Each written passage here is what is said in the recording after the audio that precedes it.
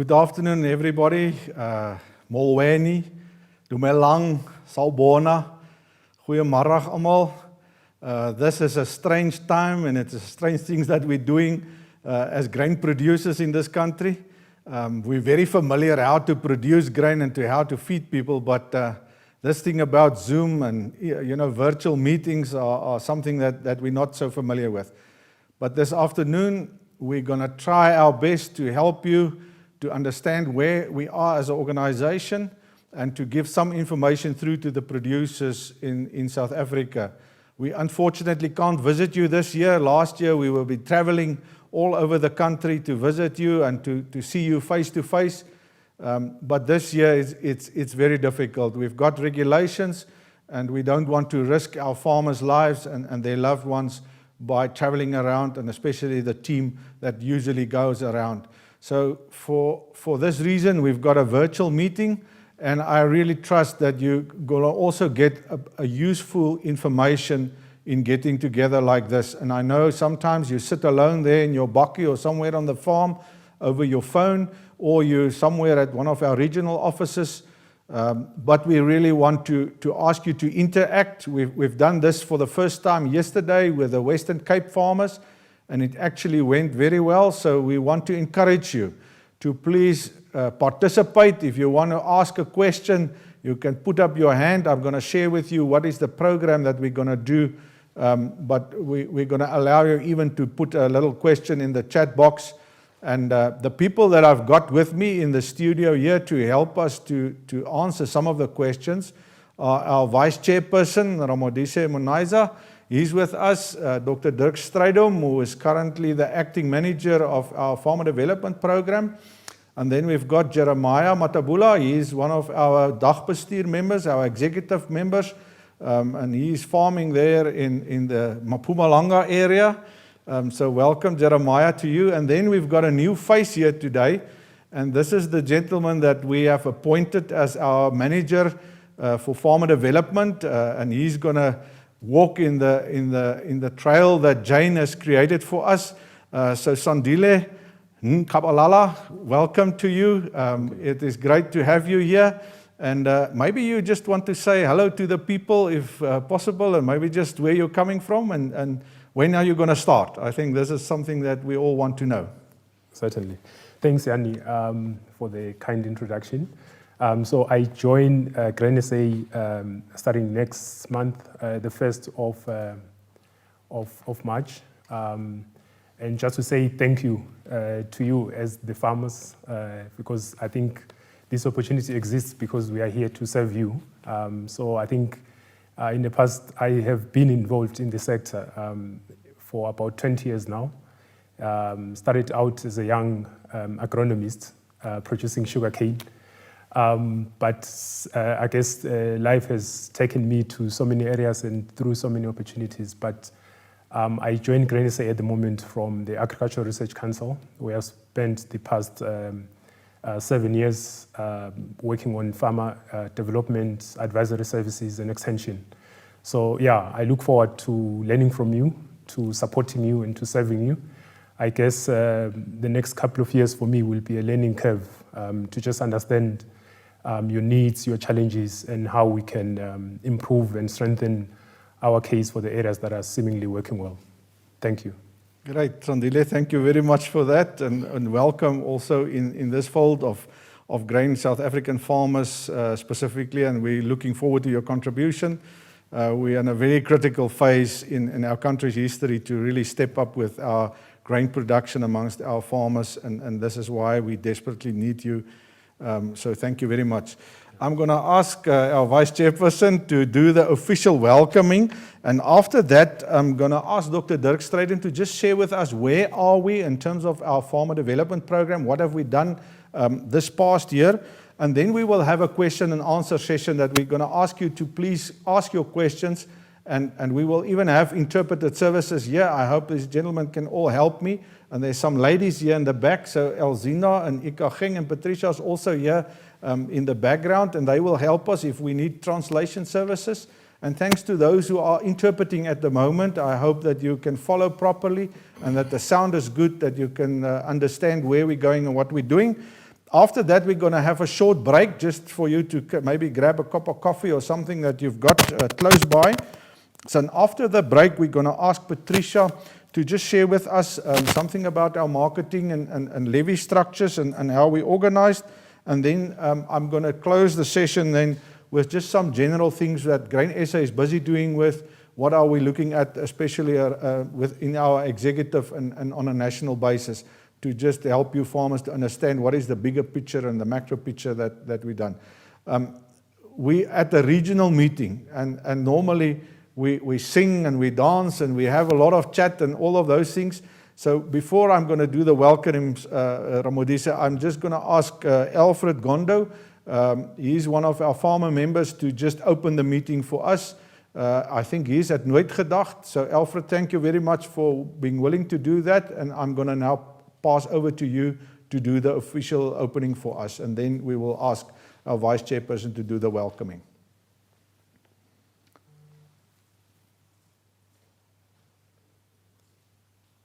Okay, if you can just change his status so that he can become a speaker. If you just give us a second to do that.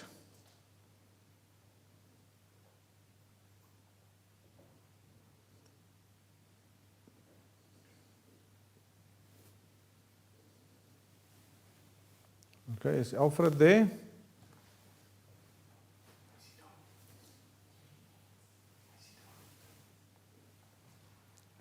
Okay, Yuri, kom julle reg daar? Can you just make sure he's on? We can't hear him yet.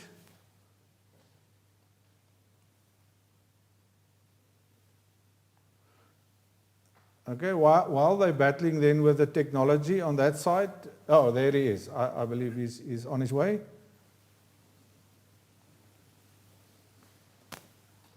How's he? Alfred, good afternoon. Siyaphila siyabonga nathi ukuthi sixhumane nani noma nje sesixhumana ngokomoya.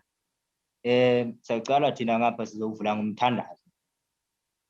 Ngoba wethu sesidluleni inkosi siyabonga kuba sihlangana namhlanje kulelanga leli lapho noma kube sekukhona kuba singasaqhumani kule mihlangano. Sicela kuwe Mr. Ncwele kuba qhubeke baba ube nathi konke lokhu esizokuzwa namhlanje esikhala ngako nathi kuzozwakala. Sibonge ukuthi sikhonile ukuhlanyela sonke. Sibonge nemvula lesisitholile. Sicela konke ukuthi kuhambe kahle kuwo lonyaka. Kuze kwena phakade. Amen. Thank you very much, Alfred, for that. Are you done? Is it done? Thank you very much for that. Sorry.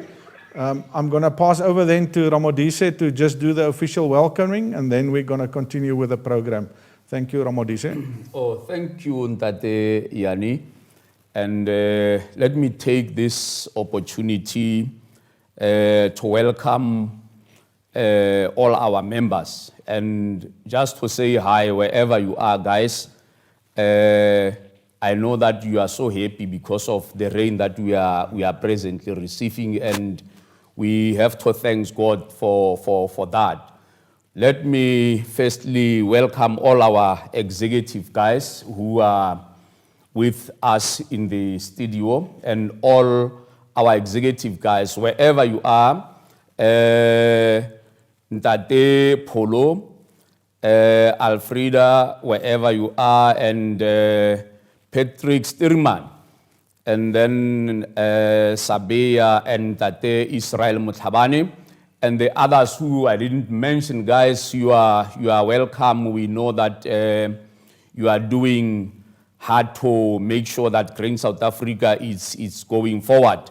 And then let me take this opportunity again to say hi to our new era guys and our potential farmers, and also welcoming all our coordinators who are doing a very good job. And guys, we thank you for still, even during this Corona days, that you are managing our programs very well, even during the very rainy season. And thanks for whatever you are doing for Grain South Africa.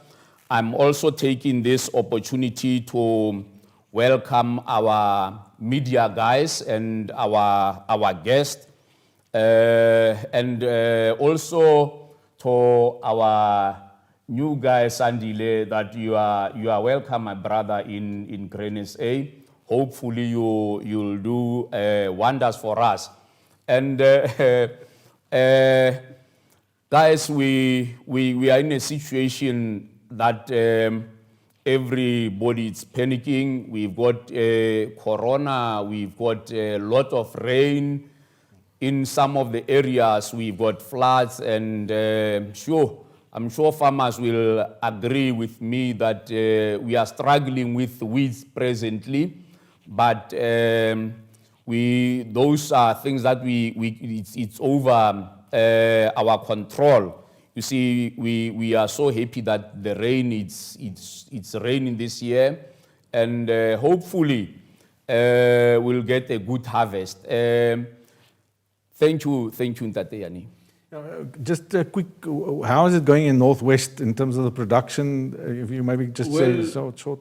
Yeah. Well, in Northwest, it's raining, and most of us, there is no one who will complain. The rain is there. All of us, we have planted, and our plant is so good. It's so good and perfect. Only the weeds that it's uncontrollable. You see, on Tuesday I sprayed chemicals. Within 30 minutes, the rain was coming and flushed all the chemicals. That's part of the game. We normally say with Ntate Polo that it's part of the game, and we can't complain. We have to put our effort and energy and struggle to see that we produce a good crop. Okay, and your crop is looking great. Well, they are number one. It's only the wheat. I don't want to say it. It's only the wheat. Yes. Okay, Jeremiah, and in your area, just the crop conditions quickly. Thanks, Yanni. No, in our area we also receive very good rain, so we just thank God that we had a good season. If you compare it to last year we had a tough time this time of the year. February, it was a very dry year in our area, but we're very lucky and we're happy that we had good rain. And the past 2 weeks, we had about 300 mils in about 3 days. So yeah, we're happy and the crops are looking great. Okay, that's good. Okay, I'm going to give, after the break, we will ask the coordinators to maybe just give us a summary of your areas. So please maybe prepare or ask a few farmers there when you have a break, just what the conditions are. I assume that you've been in the area around, but we just want to get sort of a feeling amongst ourselves what is going on. So I'm going to now hand over to Dirk Strydom. He was the acting manager when Jane left off in February last year. And just to give us a summary, Dirk, what has happened, where are we? And maybe, I don't know if there's something, for the future that you think we're going to continue, that we're going to do more, and maybe things that we're going to do less. Obviously, when Sandile steps in next week or next month at least, then we're going to have to recalibrate and see what is it that we can and can't do. But maybe just a summary on that. And please, ladies and gentlemen, you can post your questions. They will type it up for us here in the studio. We will see it. And then we will try and answer it, and the panel here is going to help us to try and do that exactly. So, Dirk, thank you very much, and thank you again for stepping in and putting your hand up. Maybe if you know now everything that you know now, you wouldn't have put your hand up because it was quite a tough and challenging season. But I think what Ramodisa and Jeremiah said to us is, it was a good season. If it was a dry season, it would have been even tougher. At least we could have planted and the rain came on time. Thank you, Dirk, for everything. And over to you. Thank you very much, Yanni. Yeah, I must say, it was a pleasure for me to participate in a program this year. Yes, it was sometimes challenging to focus all the different areas. When it comes from marketing to economics to farmer development, it starts to get a big balance effect. But like we mentioned, we've got a great team on the ground, and that's the basis of this projects. With those knowledge and the skills those guys have, it was actually easy managing the projects. So I thought that in terms of giving some feedback, to start off a bit in terms of what was the changes that took place this year, and what was some of the structures we changed a bit to make the program a bit more streamlined, to make sure that we sustainable going into the future, and to make sure that we will still be able to give our producers the service they deserve, and to also make sure that we are, as a company and as a program, as efficient as possible. So in terms of the changes that happened is, we all know about Jane McPherson and Willie Kotze that retired at the end of February 2020. And that's where I stepped in and helped the program through this year until we appointed now Sandile. And Sandile is very welcome with us. And I think a lot of questions from the farmers and from the coordinators was, am I just going to leave the program now and just hand over and forget about them?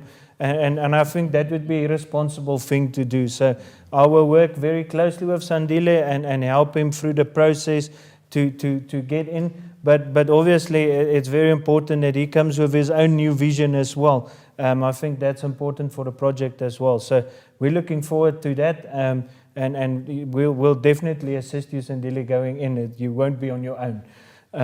Then in terms of the training and operations officer, we've appointed Liana Strubel, that was situated in the Paarl region. That was one of the coordinators, so she's assisting a lot. And that helps quite a lot because she worked in the field, she knows everything that's going on there, and now she's in the office running around, getting reports, getting papers, getting feedback, everything every day. So payments, making sure the payments are correct and accurate and all the relevant documents. So yeah, definitely. And I think while we're talking about that as well, we really got a great financing team, and the finance team really stepped up this year and assisted the program a lot.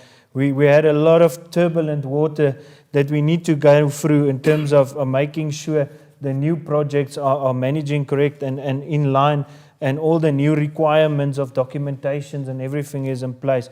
And they helped us really a lot. In planting season, they literally they went and said they're not going to go on leave. They're going to assist the farmer development program. So they cancelled their leave to help us. And I think that shows the dedication of everyone in terms of this.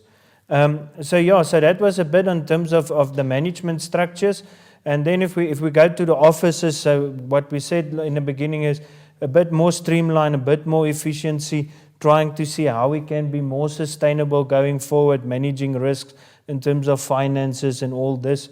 Resources we need to manage. So in terms of offices, in the Northwest office, the Toy, mostly known as Tabu, he went on a contract basis, so he's still in the office, he's still doing the work, he's just on a contract basis, and that's part of us managing just the fixed cost structures and assisting him also that he can partly farm a bit more. He's got his own farm on the farm, and while he's doing that, also assist the producers. And I think the producers in Northwest can confirm that the Toy is still with them and still helping them and still servicing them, and that's very important for us. And then Lebo in terms of the office assistant, she went on a half-day basis, and like I said, she's still also compiling the reports, assisting the Toy, and making sure that all the administration and all the arrangements are still in place. And then what we did also is we moved the Bloemfontein office to Pretoria so that we're closer to one another, closer to finances, closer to the management structure, so that we're all aligned in terms of making decisions and making decisions more quicker and a good pace in terms of that. So yeah, that we've done. Governance-wise, we're looking at a new organization that we've established. This organization is a non-profit organization called Pakama Pahama. And this structure, the basic of this structure is to make sure that we get our donors additional benefit when they support us. We've got a lot of donors supporting us, and this helps in terms of the structure of that we get BE points and that they get all the relevance in terms of that. And then we looked at registering a Section 18A company. That gives our donors that also an income tax benefit, so that helps them when they support us to also have a tax deduction below the line, which is a great benefit for them. A lot of people ask us, is this now a separate company, or Grain SA not going to be involved anymore? And this is still a Grain SA initiative. It's still a Grain SA company, and it's closely linked to Grain SA in terms of the board of directors, making sure that we still provide the good quality service that we've provided over these years. It's just helping us to be more focused and to be more relevant in terms of what we can do in the industry going forward and what we can do for our donors. So I'm very glad that the board of directors had their first meeting, and they've also appointed the chairman and the vice chairman. So we've got the two in our midst today. So we've got Ramodisa Monahisa, which is the chair of this organization, and then the vice chair is Jeremiah, that's going to be our vice chair, and then obviously Sandile is going to manage this organization going forward to make sure that we achieve our objectives in terms of the program. In terms of projects, we had a big focus in terms of or focus shift a bit in terms of the projects. A lot of our producers came back to us and say, there's a bit of a gap. We've got new era producers that struggle to obtain finance. They struggle to get into the system. They've learned a lot from us. They went through the training programs and the study groups, but now they need more finance support to get into the system. And I think it's not something new for all of us. The financing in this industry is very, very difficult to get. The corporate structure in terms of financing, you need a lot of credit history. You need to have some security in place. And that makes it that some of our development producers are not able to get into that space. And obviously we had a big part as well where we supported smaller scale farmers on the 1 hectares, 2 hectares, to assist them to produce for household food security purposes, and to, at the end of the day, get some income. So a big focus that we had is that part of the new era. And I'm going to explain a bit how we structure that to make sure that we get some of those finance getting into the system as well. So the first project is the SACTA project. Now, all our producers will remember last year and the year before that we had the AB InBev project. And the AB InBev project assisted us a lot in providing input support for these producers to give them that kickstart in terms of financing. Just explain to our farmers what is SACTA. I don't think they all understand that. Maybe yeah, help the translators also to do it properly. So in terms of what just happened is with AB InBev, the big thing was with the alcohol ban and the COVID scenarios. Unfortunately, they couldn't continue to support in terms of the program. They had a lot of financial losses and need to restructure a bit. And then we approached the South African Cultivar and Technology Agency, which is called SACTA, and that is basically a non-profit organization that was established in South Africa to assist with open pollinated crops, where we want new investors in the country, we want new cultivars, and we want new progress in terms of yields. And this is a program where producers pay levies on a statutory levy to SACTA, and then it's distributed on a market basis to companies, seed companies, to do the necessary investment and research. And part of that levy is that I need also to reinvest in transformation and development side. And that's where we approached them and said, we've got this good program that's really doing good, and we want to make a suggestion of how we can run a project with them.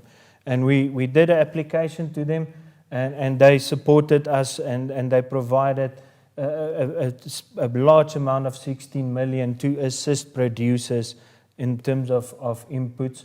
And it's the nice functioning of this project is the producers need to pay back after harvest. They pay back the money into their accounts that were structured for them. We structure for every producer what we call a TPFA account. And through that account, we pay all the inputs and everything needed to produce. And then after harvest, they pay back that funds. And the moment they pay back the funds, the leftover funds is basically their income that they can claim for themselves, or they can decide to keep the income in the account as well.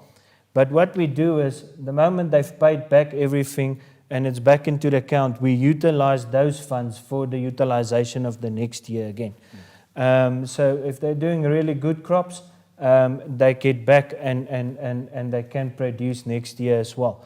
So that helps the producers to get into a cycle and to show that they can build up a credit history, and that our producers are profitable producers that can produce for profits to obtain, at the end of the day, a commercial financing structure.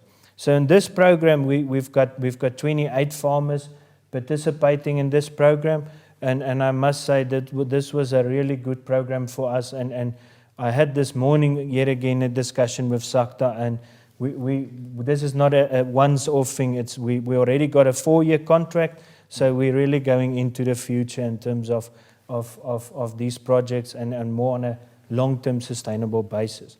The nice thing as well is, with this project, because we can provide inputs to producers, it gives us the opportunity to also approach other funding sources, such as the trust, which is the Maize Trust and the Oilseed and Protein Development Trust. And what they helped us with is then also to assist these producers, because they already got the inputs and the inputs financed. They assist us in terms of providing the insurance, to do crop insurance. They helped us in terms of the mentorships, to make sure that we've got the mentors assisting these producers. And they also helped us in terms of soil corrections after the harvest. When we've harvested, they helped us to do the necessary soil corrections for the next season. So that is for us a very good story to show that you can unlock funds the moment you can get finance, you can get more funds to assist these producers. So can you explain to the farmers, if we say in year 1 there was an amount, does it mean the rolling fund is even going to get bigger as we continue in this 4-year cycle? Yeah, so we're busy discussing that with SACTA to see if we can get more funds. It depends in terms of what their levy incomes is, what comes in. But for now, definitely the funds we have is funds that's going to roll over every year. And we had discussions, we all know agriculture is a cycle thing. So one year you get a drought, and it's not because of poor management practices, it was just of climatic conditions. And then we can do a reapplication to do a top-up for that producers to help them, if that's the case, to carry on forward and to get them through the cycles. Yeah. I think it is important for our farmers to understand we can create this sort of revolving funds, but if you don't pay back, then obviously it is to the detriment of the other farmers that is in the program. So it is important for all of us to make sure that, to the best of our ability, I'm not talking when there's a drought or something like that. I'm just trying, if you pay it back, it helps us to expand and to build credibility with the donors so that we can expand the project. That is what we want to do. We know it is a very small number when you talk 28, but I think there's a lot of potential to do similar things and bigger things going forward. Definitely, yeah. So we had that discussions in terms of expansion, and there is space in terms of that going forward. I think, Yanni, very important in terms of this as well as it's a soya initiative, but SACTA's got a great vision as well to say we must have good agricultural practices. So part of this year is more or less like a 50-50 basis, where we've got maize and we've got soya, which is in a rotation basis to teach producers also the value of rotation and getting your soils and manage weeds in terms of those type of practices. So that's also for us a a very good advantage in terms of this project. We also have got winter grain producers in this project, where we the same in terms of wheat assistance. We've got free producers currently in this project, and the same we had discussions this morning in terms of looking how we can expand and specifically in the Western Cape region, a lot of those producers planted a lot of monoculture, so their soils are very depleted. So we're seeing of how we can do different rotations and other crops in, not just wheat, to help them to build up that soils. And I think that's part of sustainable development and sustainable funding. So that's, yeah. So in other words, after 4 years, the 16 million, if the farmers are able to pay it back and possibly with interest and it grows, it can actually be kept in the program for more funding to farmers. Definitely. So that's the discussion we have with them. The agreement currently is after 4 years. Currently, the agreement is to pay back that funds to SACTA. Otherwise, if the program run very good, the motivation is always there to expand further in terms of I that. think the 4 years has to do with the levy application. So if the minister approved it for 4 years, they can only commit funds for 4 years because that. So the moment we expand on that or extend the levy period, I think then this agreement will probably keep on rolling over. And the vision with all our projects is as well, you want to put the producer in a position where he can go commercial himself. So the 4-year part as well as, if you were 4-year parts in terms of this program, you build up a credibility in terms of repayment capabilities, and then you're in a bank can see position that, to you go for commercial funding and expand on a bigger basis going forward. Right, so that's in terms of that SACTA project and the combination of it. We've got the Wheat Trust also supporting in terms of the Western Cape, a producer in terms of the Wheat Trust, where they also help them in terms of input supplies. And that project is run on the similar basis of where they get input support, where they pay back after the season, and then we can apply for them to utilize those funds going forward as well. The one that's very important for us as a company, and I think for a country as well, it's a very important project, is the project called Beyond Abundance. Now, everyone will remember the Jobs Fund project. Now, this is the old Jobs Fund project, where we as Grain SA, together with our partners, went into a program to say we can't just drop the Jobs Fund project. We must carry on with it because it had such good results. And with this project, we've got more or less 3,000 farmers in it, 3,156 hectares, quite a substantial amount of hectares that we've assisted producers in. And this program works on a basis that the producer pay a part of the inputs. In this year's case, he paid 4,500 rands part of the inputs. We get partners outside that gives us funding to assist them with the buying of these inputs and to assist in terms of funding for mentorships. And then we source the inputs for the producers on a bulk basis. We get greater discounts because we source it on a bulk basis. We deliver it to the producers, and then we assist the producers through the study groups to plant these crops. And I must say, last year, one of the producers were close to 10 tons a hectare on one of these plots. And it's really, if you see the difference it's making in people's lives, it's really doing a good job in terms of household security and additional income as well for these producers. And this is one of the projects we're very proud of in managing this project. I think if I lastly can remember, it's about 50% women and 50% men in the Beyond Abundance project. Yeah, it's about a combination of 50%. I think the challenge for us is going forward is the producer still part of this program is more to the older side.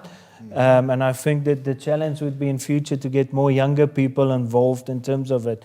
But what we see is that the children are seeing the benefits and they're learning now as well. And we feel in future this will go back to maybe younger people going forward as well. Obviously, there's a big need, and we always wish that we could do more hectares and more hectares. But yeah, it's always bounded to funding, and it's also bounding in terms of what producers can contribute at the end of the day. The next project is a project initiative we went with Standard Bank, where we support producers as well to get some commercial financing and assisting them to get into the structures as well. We've learned a lot of lessons with this project. We've seen that the application process is not an easy application process. It's a tedious process. It's a lot of business planning. It's a lot of evidence of showing the repayment capabilities. And that teaches everyone as well what the real challenges is and also how to overcome these challenges. So this year we had 12 farmers in this project. Part of it, Grain SA, is also part of the project in a sense that we've got an investment fund that we help in terms of these funding applications and financing for going forward, providing a bit of assistance in terms of that regard. And a lot of the producers that did participate last year, the majority of the producers really did well and managed to pay back their loans in this regard. And this year we'll see with the prices as it is, we hope that the crops hold up in terms of all the wet weather, but it is looking good. Unfortunately, some of the producers, and I think this is one of the challenges we've realized with the development sector, the reaction time and the capabilities to move quickly is not that as in a commercial side. So there was unfortunately some of the producers that the time frame was just too short for them to be able to plant. And I think one of the things we can improve of going forward is to shorten that application period so that we get more time to do the work in essence at the project. Maybe farmers must understand that even though they get help in Standard Bank, they have to pass all the necessary criteria that the commercial bank is. So those are one of our top farmers whom we think they are our cream, and it's not that there is a favor of not passing the criteria. They are going through those criteria of any commercial bank. Yeah. So the whole purpose is, and you will hear this now, when we help, we want to help the farmer to become a commercial farmer. So there's a part that you have to learn to pay back your loan. You have to pass the criteria, and I mean, in the end, the farmer is a Standard Bank client. Standard Bank must make the final decision. Are they comfortable? What Grain SA is doing is we put down a guarantee that if there's a default, we can help to try and overcome the problem. But you might say, well, there's very small numbers here, but all that we're doing is we try to encourage and enlarge our pool of people that is commercially active and that can qualify for credit with the bank. So you're not going to be forever with Grain SA. We would like to bring some other people in. We want you to graduate and to move on to do your own thing. And maybe farmers must understand that as Grain SA, we send names to Standard Bank. Yeah, okay. And it's not us. Maybe we send 10 names of the farmers whom we think they can pass. But when Standard Bank is selecting, Standard Bank is the one who is selecting those who are qualifying and who have passed. So it's not us as Grain SA, it's Standard Bank who is selecting those who are qualifying for in their program. I think, Yanni, if we talk in terms of that, the lessons we've learned is that SACTA the SACTA project is the stepping stone to get into the Standard Bank project. Yeah. So it's helping to transgress into the next level. And like Ramodisa said, if I can provide stats, is the first year we applied and we did business plans for a lot of farmers. If I remember correctly, close to 80 farmers. And at the end of the day, eight of the farmers managed to utilize the funds. So we learned out of that process. We went back to the drawing board. We said, all right, less farmers, more into the criteria. We've asked Standard Bank to say, first select a few for us, then we can put them through. And this year we went to 12 farmers. So we're progressing in terms of it. Jeremiah, you want to make an input I here? just want to add also that if you look at our previous meetings that we have with our farmers, when we started with these projects, I'll start with you look at the Beyond Abundance, you look at the one from Standard Bank, we look at the one that Derek has just elaborated on now with the sector. It actually, Grain SA is actually trying to put all the categories of farmers, from the smallholder farmers to the potential farmers, and to at least push them to be commercial farmers. I remember that, and our farmers must remember that when we had our regional meetings the previous year, we came with this proposal that Grain SA is going to put a guarantee, and when you're going to put some farmers, the applications, as Yanni was saying now, we put that application is not Grain SA, but our partners, stakeholders, they make that decision. But we are grateful that there's progress that is being made, and we are happy that there were farmers, that there are current farmers that are working now with Standard Bank, who are client to Standard Bank, and we're looking forward that those farmers become sustainable, and then we put more farmers into the system. Yes. Thank you so much. I think that's doing a good job. Yeah. No, thank you very much, Jan. And like I said, there's still a lot of lessons to learn. The application process definitely, and I think there we can assist a lot of making it shorter so that we can make sure everything runs smoothly. The next project is called the LDS Stimulus Project, which is a project part of rural development. And this project is a big project in terms of helping producers that already obtained farms from government and already part of farming already in place to help them a bit in terms of recapitalization, helping them in terms of getting equipment, helping them in terms of making sure the right infrastructure is in place, and to help them in terms of production. It's a program of a lot of farmers, 28 farmers that we're supporting in terms of this. And it's a program where there's a lot of management involved, a lot of reports, a lot of papers, a lot of discussions, a lot of making sure everything is in place, and then a lot of different fund management. So it's a very large management project. And we're progressing in terms of it. This year we managed to get a lot of the farmers in the Free State province and the Northwest province to be able to plant. So we're very, very grateful in terms of that. A lot of the provinces we managed to buy equipment for them. And I think the important thing for us is we make sure that it's good equipment, that it's reliable equipment, and that it's equipment for the right application. So we participate in terms of that as a commodity organization as well, to make sure the best practices are involved and that the producers are really producing in a manner that they can be sustainable going forward, and that they get the best yields out of the program in terms of that. The beneficiary selection of the stimulus project, how did that happen? The beneficiary selection in terms of the stimulus project is we basically get the names from the departments, the different provincial departments. What we do then is part of engagement with the departments is develop business plans for them.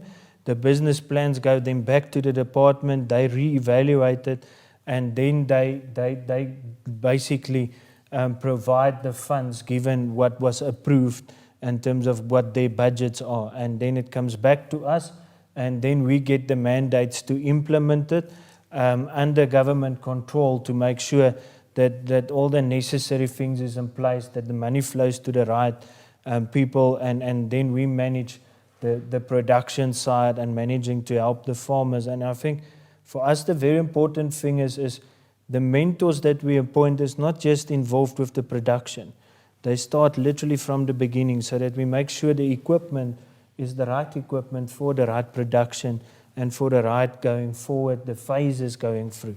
It's a full progress one.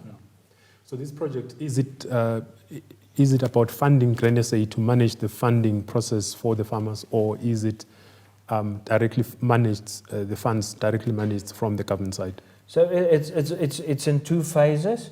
In terms of the capital sides, that is the funding managed by government, but we assist the producers to help them to say which quotations do you need to get, what type of equipment do you need to get. But at the end of the day, that quotations are submitted to government, and government do the payment parts. We manage in terms of more the operating account, where it's the cash flow in terms of assisting the producers in terms of the cash flow. And that also works on a 3-monthly basis, where we submit a cash flow to government and they pay over the 3-month cash flow. But obviously, before we can ask for the funds, we need to do the necessary reporting in terms of how it was utilized, where it went to, and all those type of due diligence in terms of that. So what is working here well is that we've got a capacity available, we've got a financial system that is credible, and now we can help government to implement. We are implement agents, but the government select the farmer. It's not Grain South Africa. Once we've got that, then we can take the farmer to the next level until we get through to production. Okay. Yeah, and then I think in terms of if we're just talking about the other services that we provide, as well as we've spoken a lot in terms of the projects, but we also provide some other services in terms of capacity building, skills transfer, making sure that the right knowledge is reached by everyone. And a big part that Grain SA did, and I had one day a discussion with one of the big multinationals, and we had a discussion about what is all the challenges in the development industry. And they said, but they've learned about a model and in some of the other countries where they organize the farmers in different groups, and they've got a leader that's helping them going forward. And I said to him, but that's what we're doing in terms of our study group. So that's what we established over years, a vast amount of study groups, over 400 study groups, where we organized farmers together, where they can learn from one another, where we put down a study leader, the chair of that study group that's assisting as well, and it helps with communication, it helps with management. It's a really good process that we've put in there. And through that study groups, we do training, we do skills transfer, we talk about what is good agriculture practices, and it's a discussion forum where a lot of information is shared, and also where a lot of our coordinators get information as well. So the study groups is really a great program that's assisting a lot.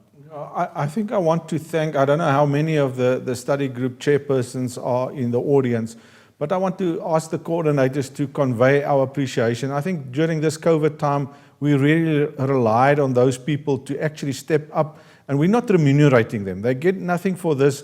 This is what leadership is about. You serve your people, and I think those study group chairpersons have done extremely well during COVID to keep our communication with our farmers right at the grassroots level. And I want to thank for those who are in the audience, thank you very much. And if you know somebody who might not be necessarily tuned in today, please convey our appreciation to them. Thank you, Dirk. Yeah, and I think we must thank our donors in this regard as well. Our donors is predominantly in terms of the trusts, but also some of our input providers that's helping us in terms of assisting to provide the services to the producers as well. So at the end, we've got a list of all our donors in terms of our projects, and I'll show a bit of the donors. I don't want to single out someone, but we must really thank our donors in this regard as well. Then we also provide individual farmer support, where we literally go to farmers that's planting a bit on a bigger scale, and providing them with assistance, helping them to calibrate their equipment, providing advice when we see there's a lot of weeds, assisting them and to say, which weeds they need to plant, or would not plant, spray, to assist them in terms of all this technical knowledge and to do still that knowledge transfer in any of these groupings. And I think it's a very good part of farmer development to realize that there's categories. And each category needs different assistance. And this is part of the progress in terms of the different categories assistance. Then obviously something we're very proud of is our Pula Mvula magazine or newsletter that we each month publish on an electronic basis and deliver through the study groups to all our producers as well. And there we do yet again knowledge transfer, teaching farmers what is good financial practices, what is good agriculture practices, and also a bit in terms of emotional side as well. A bit of explaining why development is important for us, why you need to transgress and do growth in terms of yourself and your business. And that's really and it's something we're very proud of. It was always just a newsletter, and we started this year to do a bit of a more commercial venture in terms of that as well, to make sure that this is a sustainable thing for us going forward, that our producers can always benefit of it. And we do it in terms of an electronic basis. We do it in 7 languages, and if distribution, we're currently doing in 5 languages, the distribution side. The next one is the training. Training is for us very important because that's where the producers learn. That's where you get that skills transfer. That's where you teach them the new technology. That's very important for our program. If you're part of our programs, you must participate in new technology. So we're not plowing anymore. We're making sure we do good soil practices. We use the right technologies in terms of seeds, in terms of chemicals, to make sure that our producers get a commercial yield. And a lot of people ask us, what is the end goal of this project? And for all our projects, no matter which type of grouping it is, the sole purpose is to get that producer to obtain a commercial yield. If you're farming on a 1 hectare or if you're farming on 500 hectares, to get to a commercial yield. If we get to a commercial yield, we feel we've achieved the right knowledge transfer, and then expansion, if the funding and the mechanization and everything is in place, is easier to go forward. Unfortunately, this year, training was a big challenge with the whole COVID scenarios. So we had time frames when we did quick training, and then the whole virus hit again, and it was hotspots and all those type of difficult scenarios. Then we retracted again, and we couldn't do training. And I think for us, we made a conscious decision as well to say, training is good for our producers, but it won't help if we do training in an unsafe environment. The producer's health and safety is the first thing. We can always provide training again, but we don't want to put our producers at risk, and that's why we manage it on a responsible basis to make sure that. What you're saying, Dirk, when it comes to this Pula Mvula, it's a very, very important document, a book with information, because what I can say is that knowledge is power. The information that is there that we're getting as farmers on that booklet that we have, our Pula Mvula, it makes us to make informed decision about how to plant, what inputs to use, fertilizer to apply, and all that. It's a very, very important part of it. Even if we were unable to go through the training and all that with the farmers, it was because of the COVID regulations. You can't go there and do training. It's very unsafe. But with the electronic devices that we have, that we are getting that information, farmers are able to get the information and read. And remember, it's on all the different languages where all the farmers at different categories can understand. I think it has done very well. Definitely, and I think in terms of the whole COVID scenario, because it was the same with study groups, we couldn't always organize the study groups. So the coordinators were really dedicated in terms of that, phoning the chairpersons, giving them the right knowledge back to say, listen, this season, this is the type of problems we experience. Make sure your producers are looking out for this, and also to help them with a bit of that to keep that running as well. So we did a lot of telephone calls this year. All the reports show that it was a vast amount of phone calls. And even we obtained from input providers, we obtained some training videos. And where possible, we always know that devices and connection and all that is a challenge.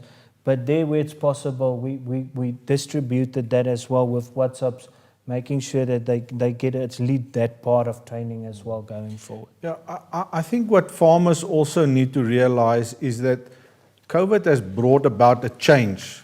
The way in which we're going to communicate in the future is a lot going to be more on digital platforms. There's going to be more videos and more stuff that you can actually download, or on your phone, or if you've got a computer or something like that. If you're stubborn, and I know this is typical of farmers, they're very stubborn people in general, and I'm not saying you are, but all that I'm saying is, if you don't want to change and you're not open to receive new information, new technology, new cultivars, new whatever is coming onto farming, you're going to get left behind. So somehow you need to start recalibrating in your mind and say, maybe I need to look at my expenses for my data, for instance, because data is going to allow me to get that power. The knowledge is power, and I need to make some amendments and adjustments in my budget to say, I'm going to need more data because I'm going to have to look at more videos in the future. It is not just the funny ones that we laugh at, but also those that you have to actually study properly, listen carefully, and find out more things about new technology and stuff that is happening. Yeah, definitely, Annie. I think that's if we want to go into the future, that's the part that we're going to need to have a big look into how we're going to establish those structures going forward, because the communication is a challenge. A lot of our producers are in big rural areas, and we're going to need to look at how we're going to progress in terms of that even more. We got also, subject to the projects, we also had a lot of donations in terms of this year. A lot of our seed companies provided donation for the producers to plant. We had fertilizer donations. So that helps the producers as well in terms of progressing. And we tried to assist the producers that did not have an opportunity in terms of the project. And I think that the one that I want to say is there's a huge demand outside. There's a lot of farmers that need to be helped. And Grain SA is trying our best, but we can't help everyone. And if you're one of those producers that's not receiving help up to now, don't lose faith. Carry on. Do the best you can do. Do the right thing. And somewhere you will be picked up. And somewhere you will go through the process. And I think that's for us very important. The guys that's in the program, they need to graduate at some point of stage, that we can get a new scholarship in to get them through as the process as well. The last part that I'm running a bit out of time, but the last part is last year we had a lot of questions regarding two aspects, and the one is the location differential. A lot of farmers asked us, why do, if I sell my maize to a co-op, why do they deduct all that money, and where is that going to? And I think the big thing is, it's not just only a problem in terms of commercial farmers, but it's also a problem in terms of our developing producers as well. And we really spend a lot of time in terms of that to make it more on a fair basis, and to make sure that the producers, the deductions that do take place, that it's on a fair basis. So just for explanation to our producers, the core principle of it is, because it's on a virtual SAFEX traded platform, you need to standardize prices through the country. And that means that each location need to have a standardized valuation of the maize in that area. And that's where the deduction comes from. It's a very complicated methodology they use to calculate that differential, But it boils down at the end of the day, they calculate everything as if it's back to Randfontein, where the SAFEX price, which is the maize price, or the soybean price are traded. And that's where the deduction comes out. A lot of our producers tells us that the prices are not fair that's deducted. It's wrongly calculated. It's not true transport cost. It's not really where my maize go to. And that's where we spend a lot of time with studies at a university to make sure we calculate the correct flow of grain. And given that, we can calculate what is the value at that silo and what is the real price in terms of that silo. So most probably some of the silos, if we get the system through, some of the silos will have big deductions still because they're far away from the demand, and some of the silos will have no deduction because they're closer to the demand, but it calculates it in that way. So we do a lot of work in terms of this. The one that I also want to explain is a bit in terms of the grading regulations. This is a big thing in any commodity. In any commodity, it's always a concern in terms of how maize are graded and how do we look at grading. And in terms of maize, we went through to a process in our current grading system. There's a lot of, in the definitions and the manner in which we grade it, there's a lot of gray areas where it's subject to a person looking at it and by means of eye looking at it and saying, what is the real thing here? They trained in terms of doing it, but I mean, everyone looks a bit different at something. So what we said is, let's go and have a relook at our grading regulations to make sure that we're still up to standard, and also to make sure that we can remove some of these gray areas that's creating problems, to make the system easier and to make it easier and more fair in terms of a grading. And currently we're doing studies in terms of determining if we can remove some of those gray areas like water damage and those type discolored pits to have a bit of a thing to say, do they really have a big impact on quality? And if not, can't we have a removal out of the grading to make the grading more easy and simpler going forward? So that's the core of what we're doing. There's a lot of different specifics going through it and a lot of technical things, but I want to tell the farmers we're currently looking at that. We're putting a lot of time and effort and scientific studies to make sure that we change the grading for better in terms of the whole industry going forward.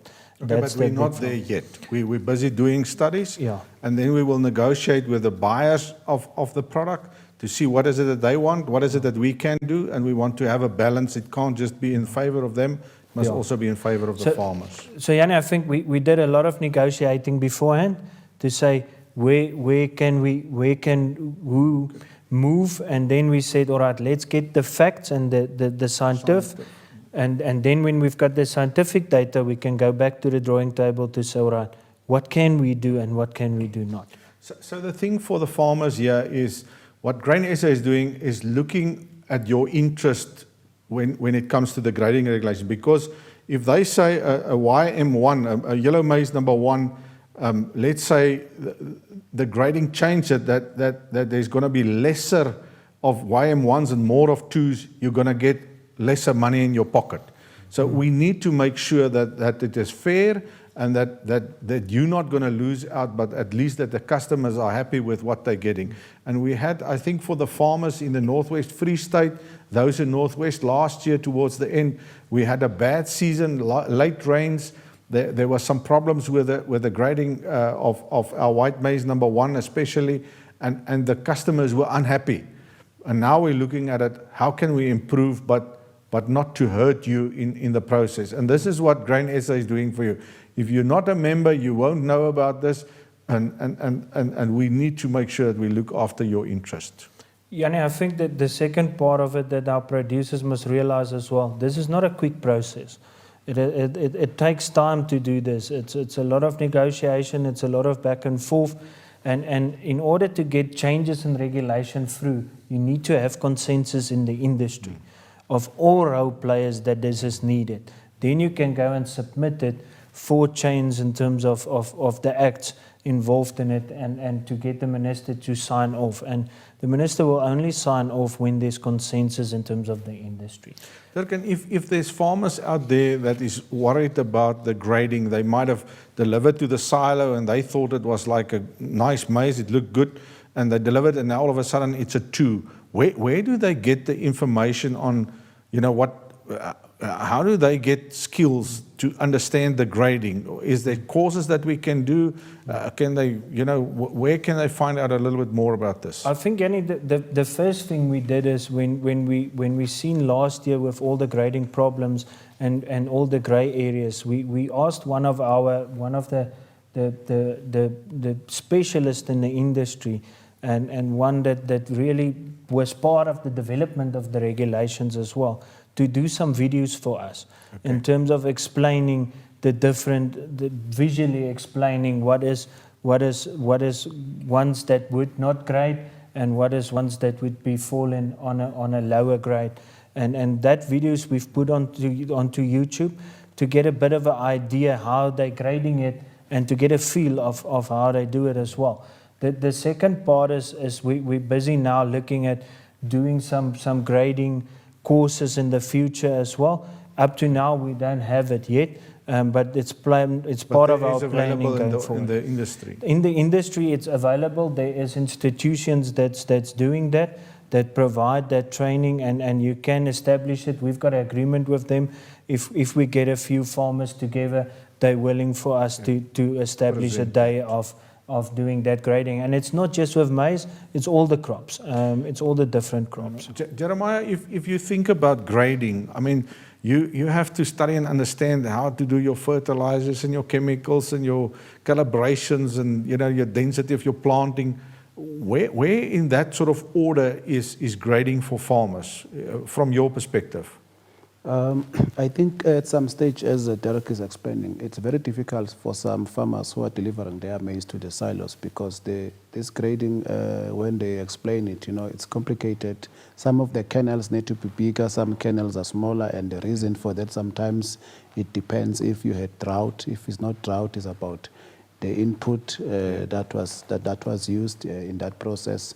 But I think as Derek is saying, at some stage, maybe there should be some form of training just to assist farmers the cause of the kernels not to be at the required standard that is needed by the market. Yeah, so thank you for that. I think what you need to do maybe is now that we move over to the question and answer session, maybe from the groups that is gathering, the farmers must please indicate to us whether this is a need, because then Sandile can plan going forward and say, but we want to present a grading course somewhere.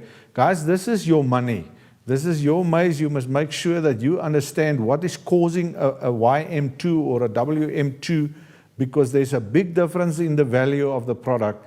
And for you as a farmer, if you do something on the farm that is causing your maize to be a grade 2, you might not know how much money you're losing because you don't understand the grading. And yes, you can say, but the farmer needs to know all of these things. Exactly. This is why we're farmers.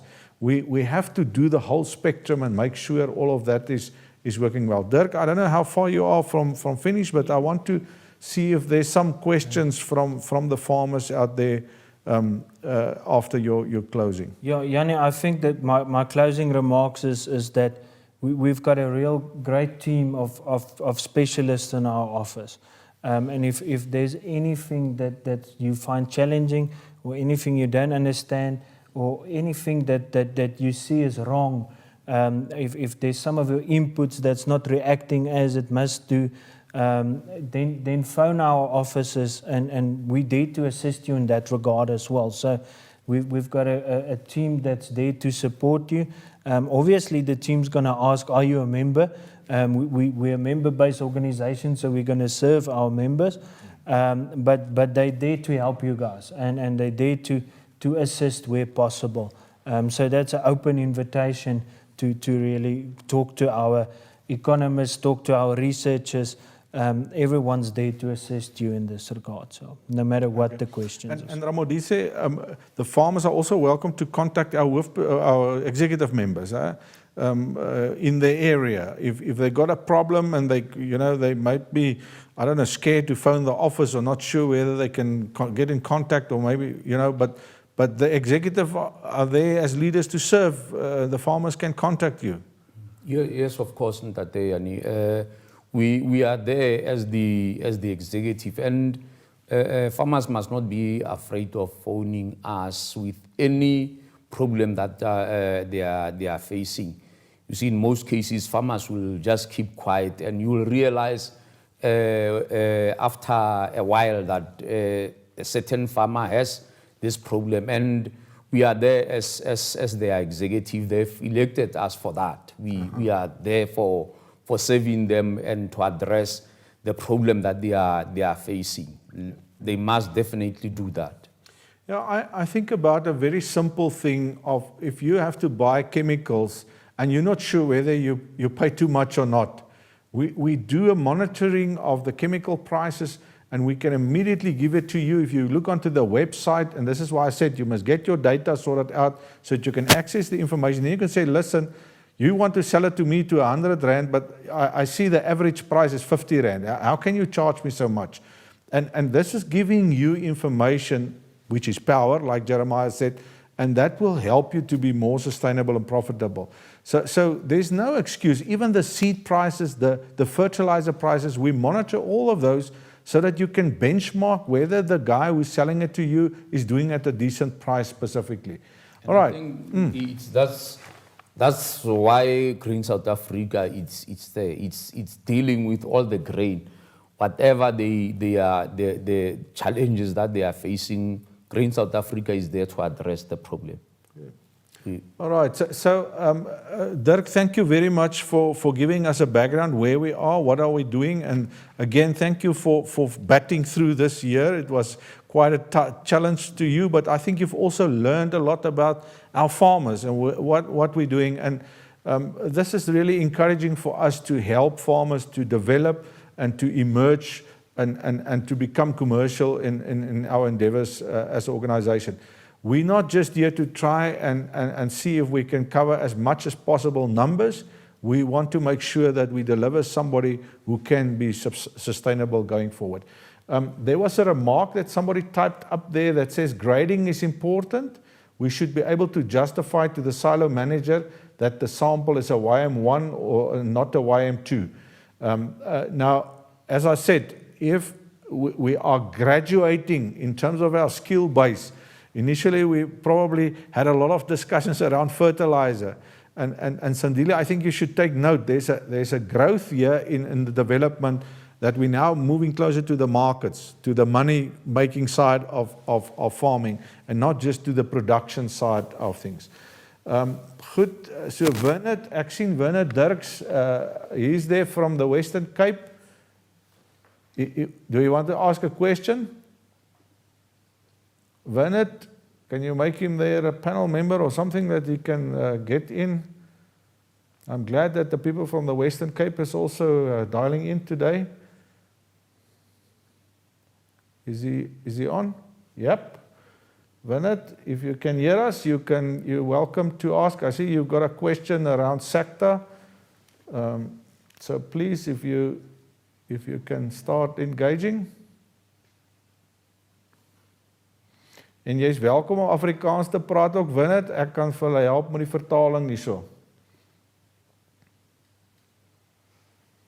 As ek nou Ons hoor jou mooi. Okay. Ja, goeiedag so Jannie en Dirk. My vraag is maar net gewees dat ek het uiteindelik getik daar. Ek het nie gedink ek sal hier praat nie. Maar ek het die vraag is dat kan jy met die SACTA aansoeke vir die volgende boere wat nou aansoek doen, vra ek dit nou maar net. Jou besigheid groei jaarliks. So jy bly nie by 'n R10 besigheid, jy wil mos nou by R30 besigheid uitkom. So as jou besigheid nou kom daar waar jy nou R30 nodig het om te saai, as jy 'n banklening het, dan doen jy aansoek vir limietverhoging. So kan jy met hierdie SACTA aansoek doen vir verhoging of nuwe aansoek doen dat omdat jy het nou R30 besigheid en nie meer R10 besigheid nie. So wat daarom en dan het ek net 'n comment gemaak om te sê dankie vir wat julle vir ons doen. Baie dankie Winnet. Hou nou net daaraan. Ek wil gou hê ons gaan nou vertaal hierso. We're going to translate it to the other people so they know what he's asking because it's relevant to everybody. Winnet, just sommer net 'n sinnetjie of twee oor jou afgelope jaar se oes daaronder in die Kaap. Hoe dit met jou gegaan? Janie, dis die eerste mooi jaar sedert 2014. 2014 was die laaste jaar wat ek dan op myself so tipe oes gesien het. 2014 het wel meer materiaal gehad. As ek nou praat van materiaal, strooi veral op die koringgronde en die garsgronde. Maar opbrengste, ek het op 'n stadium amper die stroper het gekom om seker te maak as dit dan nog regtig so dik oes. Maar ons het regtig baie goed gedoen. Ek is baie dankbaar vir die seisoen. Baie dankie. Thanks a lot, Winnet. So Winnet is farming wheat and barley and I don't know, canola in the Western Cape, in the Swartland area. And what he was saying, I'll ask him about the crop because they had a fantastic crop last year, and he said that was the first big crop that they had since 2014, and they had quite a few challenging years in the Western Cape, and I think we all knew about the dams and the water that almost ran out for Cape Town. And what he was saying is, at one stage when he was harvesting, he actually had to get out to make sure that the harvest is not lying to him because it was so good. And I mean, this is what we're farming for. It is a fantastic year in the Western Cape, and we're so happy, Winnet, that you've gone through that. So the question that he asked Dirk to respond, and I'm going to ask him, is when he applies for a production support from SACTA, the loan part of it, if he wants to expand his business, can he only get back the proportion that he got last year, or can he ask for it to grow because his business is growing and he wants to plant more hectares? So I think that is applicable, Dirk, not just to Western Cape farmers, but to all farmers using SACTA. Yeah, Winnet, thank you very much for the question. I must say, Winnet's got a very great surname as well. Yeah, Dirk. Winnet, now it's a very relevant question, and I think that's part of the discussions we had with all our projects, and we had this discussion with them this morning as well. So when one starts with a project, always the donors want to get a feel of how a project is running and what's the possibilities of it, and then one wants to start to limit the risks. But as we progress, you want to start to grow producers, and you're correct in terms of hectares, giving a bit more hectares. So we had that discussion with them, and they coming back to us with some proposals. But definitely there is chances in the future that we're going to apply then subsequent to what you did to showcase that you really did good and that you were able to pay back the funds, that we can apply for additional funds then and for more hectares. And I think that was the vision we had. We don't have clarity yet in terms of it. They must go back to their boards. We finished now the first year, so we had a bit of a reflection of this year's project. As I speak this morning, and one of the discussions we had specifically for the winter grains is winter grain in the Western Cape is a system. It's not just a commodity you're planting. Yeah. So we need to get some pastures into the system as well to help these producers to manage their rotations and to manage their weeds and all those type of things. But the problem is the moment you go into planting pasture, there's an income dip. So how do you pay back the income? And we had that discussion a bit with them to see how we can change this project a bit to help these farmers also to get their production systems in place. Yeah. Because normally they only got funding for a specific crop constantly. And that's not good for the system. So when we're looking at a lot of innovative ideas, we don't have all the clarity yet. But we're working on plans in order to progress in terms of that. So thank you for the questions as well. It helped us to think a bit differently as well. But I think, Winnet, we also want to encourage you, if you've got ideas that you think we haven't thought about, please, and that applies to all farmers, if you think there's something that we can do differently or that we might not have been thought about, and I mean, farmers are very creative. Now, farmers, as we said in Afrikaans, 'n boer maak 'n plan. Now, farmers make plans. So I really think you must help us bring the information. So the next question we're going to get from Doreen. So Doreen, if you are ready to come on board, you're most welcome. Maybe you must tell us where you're from so that we can hear your question. If you're ready, you're welcome to address us.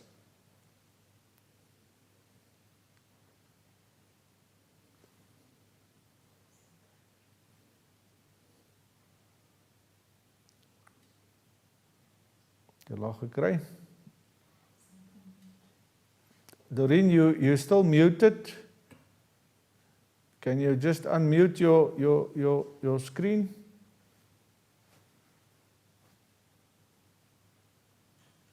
It seems like we can't find it at the moment. Can I ask, whilst we're waiting for Doreen to come up, I don't know whether Jerry, have you arrived at the venue there at Nooit Gedacht? I know that you had some problems along the road with some people that are striking. Is Jerry in the room? Can I ask him to give us an idea what is the crop conditions like in your area? Can you maybe help to find out, is Jerry available? They've lost signal on their side. The MTN dipped down, so they're busy reconnecting. Jan. Okay, we're at Ermelo. Yeah. All right. Jerry The and twee, is the twee ready? All right. The twee from Lichtenburg in Northwest Tabu. Welcome. Good afternoon. Dumela, can you, there he is. Can you, if you've got a question or if you can just give us a little bit of a crop report there. Daar sê. I can see you. You can go. Thank you, Yanni and colleagues. One of my farmers wants to ask a question, but I can quickly report on the crops, the condition of the crop in the Northwest. I want to say, I think we are in paradise this year. Everything is looking very, very good. We've had lovely rains, and if you can keep quiet, you can hear the maize growing with the lovely sunshine of 40 millimeters that we had this past week. Yeah, everything is looking good. The good news is we will fill up all the silos. The bad news is we might have 2 or 3 silos full of weed seeds. But we are trying to get control over it. No. For the first year in many, many years, we are happy with the Northwest. It really looks good, and we are very thankful for that. Is it possible, can I call my farmer to ask you a question? Sunflower, how's the sunflower looking in your area? Yanni, beautiful. Beautiful, but some of them, well, most of the sunflower is still young. We are afraid of sclerotinia, but yeah, luckily there's not many hectares that are in the flowering stage right now. So we hope to well, we don't know what the weather would be during end of March, because majority of the sunflower will be in the flowering stage at that time. Thank you. All right, let the farmer come and introduce himself and ask the question. Thank you. Okay, she's coming.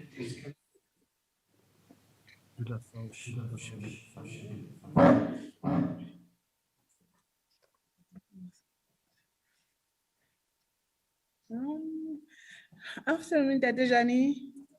Adewela ma. Le kae? Ke teng. Ke teng. Lebitso la ka ke Malishwane Mokgweetsi. My name is Malishwane Lihwetsi. I'm from Ventersdorp. My question is here on Mr. Derek. Mr. Derek, SACTA, how said you've got 28 farmers. We are already having 28 farmers. What was the criteria and how did you get those 28 farmers? Okay, and then question number 2 is on stimulus project. We are struggling, Dirk, with the stimulus project. We didn't plant last year because they promised us to give us money, but we didn't get the money in time. So we had to make our own plans in order to get money in order to plan, so that this year we must get the money. And then those people there, they said we are buying expensive goods. I can't go and buy some cheap stuff and then they expect me to run with the equipment maybe for 5 years. I can't. Anyway, is it possible that you can hold the meeting with the department, tell them just to speed up things? Even they also struggle with the quotations. Some of them, they said they don't understand Afrikaans, the quotations that are written in Afrikaans. I don't know why. And then we need training or workshop on those stimulus packages, just to know what to do and how are we going to use their money. Because most of the people, they think that they were going to get the money, they were going to get physically the money, but the money did not come to their accounts. It goes straight to the department's account, and then the department and Grain SA is controlling the money. So we need to get the training or the workshop on that. Okay, on the study group. Due to COVID-19, we didn't have the study groups meeting. But how about if Grain SA allow us to maybe to hold the meeting, the study group meetings, maybe 10 or 20 members per meeting, in order to get the Pula Imvula, because I've been collecting Pula Imvula from the post office. We don't hold the meetings, so it's piling at my home. The last one, I'm happy that there will be a training on grading of maize, because we don't know when the paper comes from what we call from the silos, from Sendes.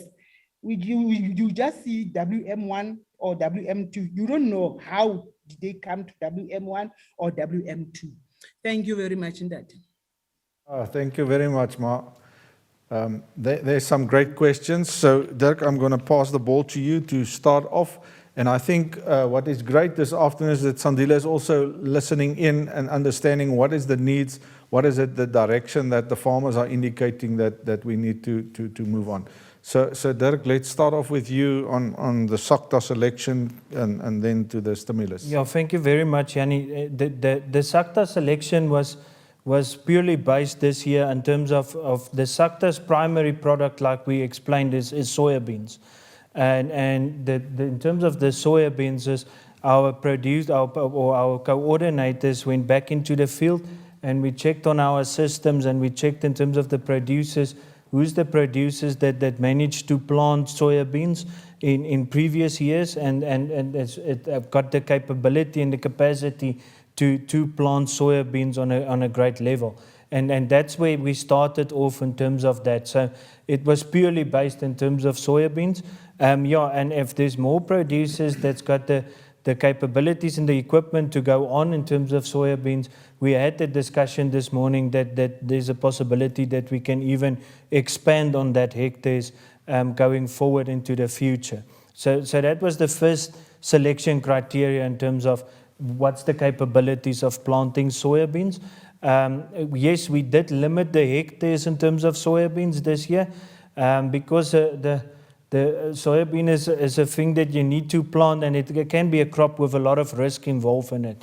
So we just help the producers first to get the gist of soybean planting and helping with the risk of that. And then we also got maize as a crop rotation into it. but soybeans is the core product. In Okay, terms but of- basically, the coordinators at our offices helped us with the selection of the farmers. So, Yeah. so if that's the short answer That's of the what she short was answer. asking. So you must talk based to on Tabu. Yeah. previous soybean Yeah. production. So remember, the SACTA funds are actually only for wheat and for soya beans. Yeah. But what they've said is they know that they have to have a system on the farm, and that's why they allowed some farmers to plant maize, but it's actually collected on soya beans. Yeah. There's no SACTA funds actually for maize specifically. Yeah.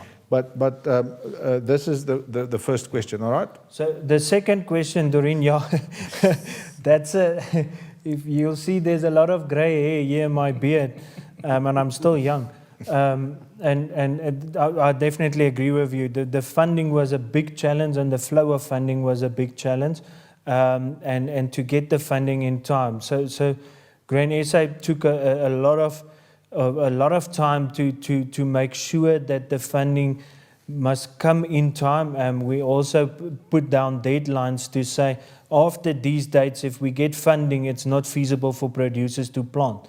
We can get the producer to plant, but then we're doing injustice, because if you plant beyond the specific time frame, out of the optimal window period, then it means that you know you're not going to get a good yield.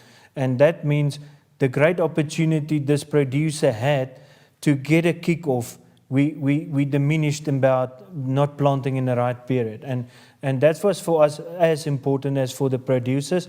Unfortunately, with all these type of projects, there's a lot of admin, a lot of governance, a lot of flows, a lot of checks and balances, and a lot of reporting, and a lot of making sure everything is in place. And that creates a lot of red tape that hindered funds to flow quickly. It takes time for funds to flow, and it's all these checks and balances, making sure Treasury is happy and all those type of things.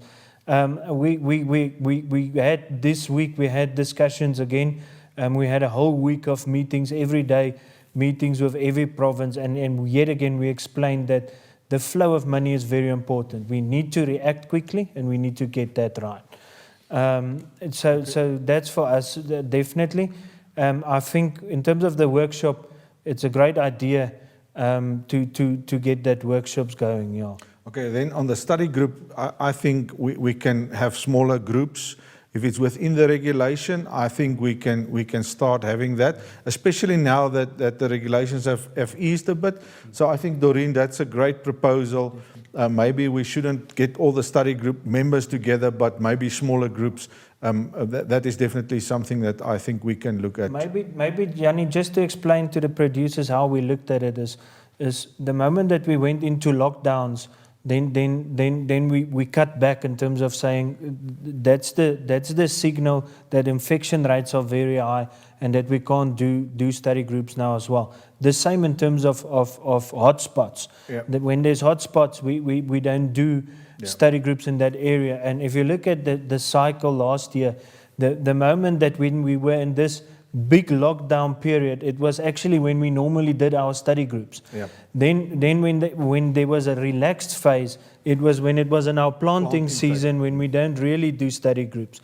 So definitely myself and the two I had discussions that we're going to start to get, as it was relaxed now, we're going to start to get this in place, and the same with training as well. We're going to start to get the training in place as And well. I think especially on the grading, I think we can organize something for the future. You want to add? Maybe on issue of study group, not only to wait for the meeting that is called by Grain SA or by Thabo. Farmers can, you see, they know the regulations of COVID-19, and then they can group themselves according to what they've heard from radio or TV. If it's less than 50 people, just try to organize yourself and share information among yourself in the area. Maybe you meet with Ventersdorp people and Colini around there. Then you meet so that you can distribute those Pula Mvula and to share the information and the frustration that you are having in that area. Because if you are less than 20 or 10, you can meet and discuss whatever. So that when you are going to the bigger number, 50 as a study group, then you have tried to come up with the solution or a problem that is affecting you in your area. Doreen, thank you very much. This was very helpful for us to find ways moving forward. There was a remark made by Tobani. He was asking to help, Grain SA to help him to get in touch with government, and there were some frustrations around infrastructure assistance, fences and housing and sheds and those things. Tobani, I want to ask you to please talk to your coordinator, and we will see in which area you are so that we can see if we can engage. And I think the other thing is, don't necessarily just wait for Grain South Africa to engage with your local provincial Department of Agriculture. Go and talk to those people when you're in town and make sure that they know about you and that they can put you on a list so that when there's additional funds and government put out a list that at least your name is on there. But if you're not sure whom to connect with, I think you're most welcome to contact our office and our coordinators. And really, guys, we're trying to improve our capacity to liaise with government to speed up these things, like the financing. It is so frustrating if we know it rained, the farmers want to plant, and now government is sitting and they've got process and all of those things. So, Jerry, I'm going to ask you to just hold your horses. We're going to take a 10-minute leg stretch quickly, and then when I'm coming back, I'm going to ask Jerry to give us a little bit of feedback on the areas that he's serving there, Mpumalanga area, what it looks like, and if there's anything specifically from their side. So let's, can we maybe start again just at 1:45? So we're going to just quickly get up and have a body break, and then we will be back just around 1:45 so that we can commence with the rest of our program. Thank you very much, guys. It is great to have you on the call. And for the panel members here as well, you're doing well. Thank you.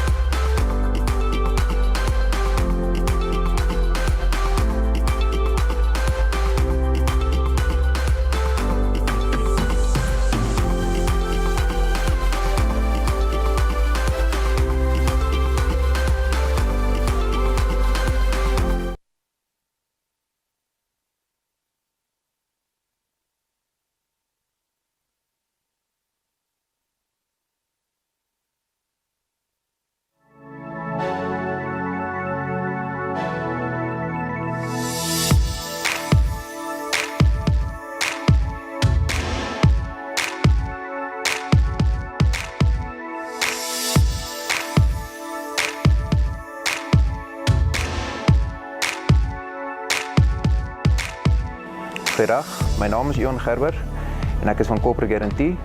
Corporate Guarantee is 'n geregistreerde korttermynversekeraar wat 'n baie unieke benadering het tot risiko-oordrag.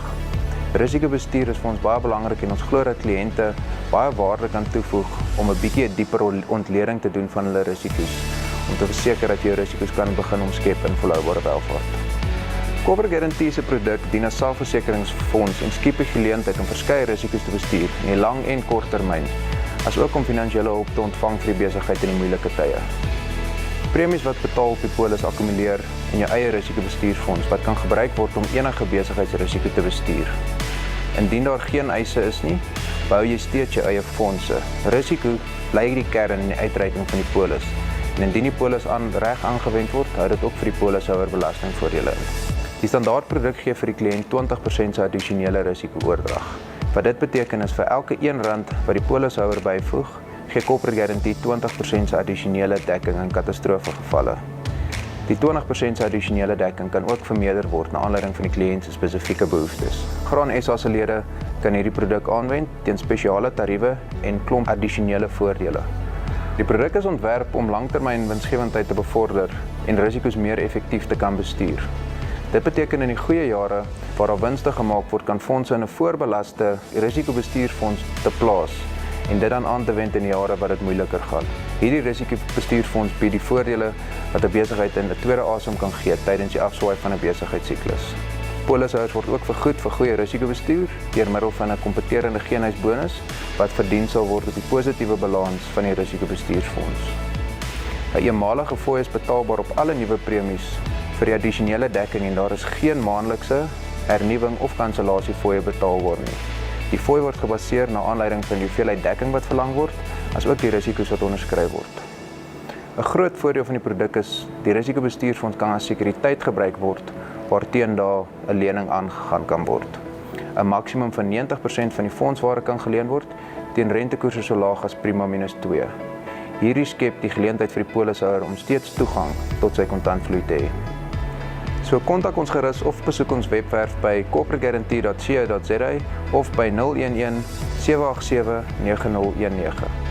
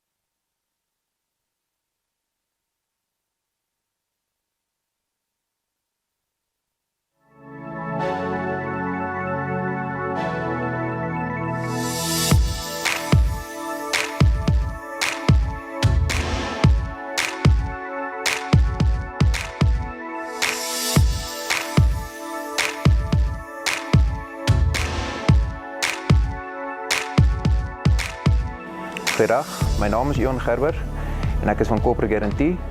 Corporate Guarantee is 'n geregistreerde korttermynversekeraar wat 'n baie unieke benadering het tot risiko-oordrag.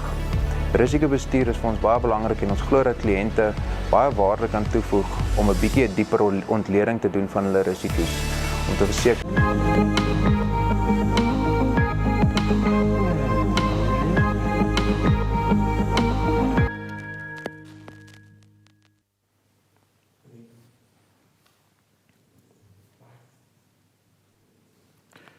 Welcome back.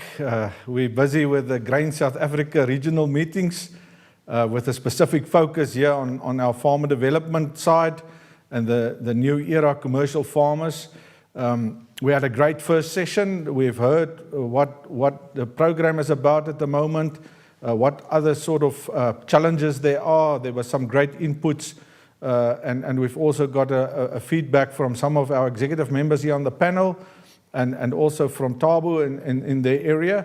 And I want to ask Jerry Mtumboti from our office in Mbombela to just give us a sort of a feedback on what is the situation in your production area, just so that the farmers can hear. Jerry, just a short introduction. But before you start, I want to welcome Patricia to our panel. She is working in our office. Patricia is with Grain South Africa since the days when Grain SA office was still in Bothaville. Patricia, thank you very much for what you're doing. That's Patricia Zimo, and she's going to help us a little bit about the marketing and the levies and our membership issues that we've got in Grain South Africa. So Patricia, just hang in a bit. We're going to get to you. I also saw during the break that Patrick Stierman was on the call. So welcome, Patrick, and Alfreda, you were also on the call yesterday, and then there was some fire at your neighbors, so I also saw you. En dan ook vir oom Dirk van Rensburg, baie dankie. Ek sien oom is ook op, en baie dankie vir wat oom al oor al die jare gedoen het vir Graan Suid-Afrika se Farmer Development Program, en dat jy nog steeds saam met ons stap in hierdie tyd, en sommige groete daar vir jou mense daar by die huis. So Jerry, if you're ready, we're going to ask you for a brief crop report of the conditions there. Thank you very much. Thank you, Omiani. Good afternoon, and your panel members. Thank you very much for giving me this opportunity to give a brief report as to what is going on our area. As you might know that these days we have received a lot of rain. At the moment, we are busy doing the crop assessment on the arable lands. Before I can continue with that, I can just report, I can just give you a report that we have lost some few farmers under our BA project because of this COVID-19 pandemic. Under URI's office, they have lost 3 farmers. Under Nelspruit office, we have lost 4 farmers because of this COVID-19 pandemic. But when it comes to the crops, under URI's office, they have planted 461 hectares of arable lands. Under our office in Nelspruit, we have planted farmers have planted 519 hectares of arable lands, 284 under Mpumalanga and 235 under Limpopo province. The crop is looking good. As I have indicated that we are busy doing the crop assessment. We are going around with the mentors to check the crop on the arable lands, on the farmers' arable lands, to give them advices if they are supposed to spray for weed control or if they are supposed to add the fertilizers, especially to top dress their crops. But at the moment, the crop, as I have indicated, that is looking good, but I think we are going to have some few problems when time goes on because the farmers are now unable to go to their arable lands because of the heavy rains that we have received. The roads are bad, the roads are damaged. They are now not able to go to their arable lands to go and do to spray the crops for weed control and also to apply some fertilizers. On top of that, we have managed to get assistance as we have signed a service level agreement with the Department of Agriculture in Limpopo. They have bought the BA farmers the additional inputs that we have requested them to buy. They have bought two bags per hectare, one for planting and one for top dressing. And they have got also bought 1 ton of lime per hectare for each and every farmer that is participating under the BA project. They are also willing to pay the money for the mentoring when we do the job for assessing the farmers' arable lands and the other trainings that we are going to do to the farmers in that area. Also, the Department of Agriculture in Mpumalanga, they are going to follow suit. It's just that we have lost the HOD in the department. That is why many things were on a standstill. But they have promised, we're speaking with them this week, that in 2 weeks' time, we are going to hold a meeting with them. They are also willing to participate on this BA project by buying the additional inputs for the farmers, even if it is late by now, and also to buy the lime for the farmers. We have got 9 farmers involved under this so-called SACTA project, where farmers are planting the soybeans under URI's office. This project is continuing very well, but the farmers, they are complaining that they appreciate the inputs that they are being supported with, but they want to be supported also with the machinery so that they can be able to do the proper job on their arable lands. Another project is the stimulus project, whereby 6 farmers are participating in Mpumalanga. It is also progressing very well. I think this is shortly a report that I can give about the status quo in Mpumalanga province. Thank you very much. Thank you very much, Jerry. And you know, sad news about those farmers that we've lost, but also great news if we think about the rain that came and these challenges about the roads and not getting to your lands, very frustrating. But these are the things that we as farmers have to overcome. It is difficult, but this is why we love farming and why we keep on persisting to be sustainable farmers and to make sure that we can produce food in this continent to our people. Thank you, Jerry, very much for that. I'm now going to pass over to Patricia to share with us just a little bit around the marketing and the levies. And Patricia, thank you very much for being here. Thanks what you do for our farmers. So she said she's very much more comfortable when she see all the farmers face to face and she can use all sorts of languages to talk to you. Very difficult here in the studio, but Patricia, this is now the virtual environment. Thank you for that. I think let me just mute. Doreen is still on. If you can just... Yeah, we will give Doreen a chance again. Let's just give Patricia first, and then Doreen, I will give you a chance again. Program Director, thank you very much for the welcoming or the wonderful introduction that you did on my behalf. Firstly, I would like to thank all the farmers, but I'm going to divert into the other 2 languages. In being Sotho, dumelang balemi ba rona, sanbona balemi sibetu, ke tjabulele go ba nane, ke tlo thebela ba le lona hore re kgone ho buisana jwalo ka re tlwaetse ho buisana mehleng. Namhlanje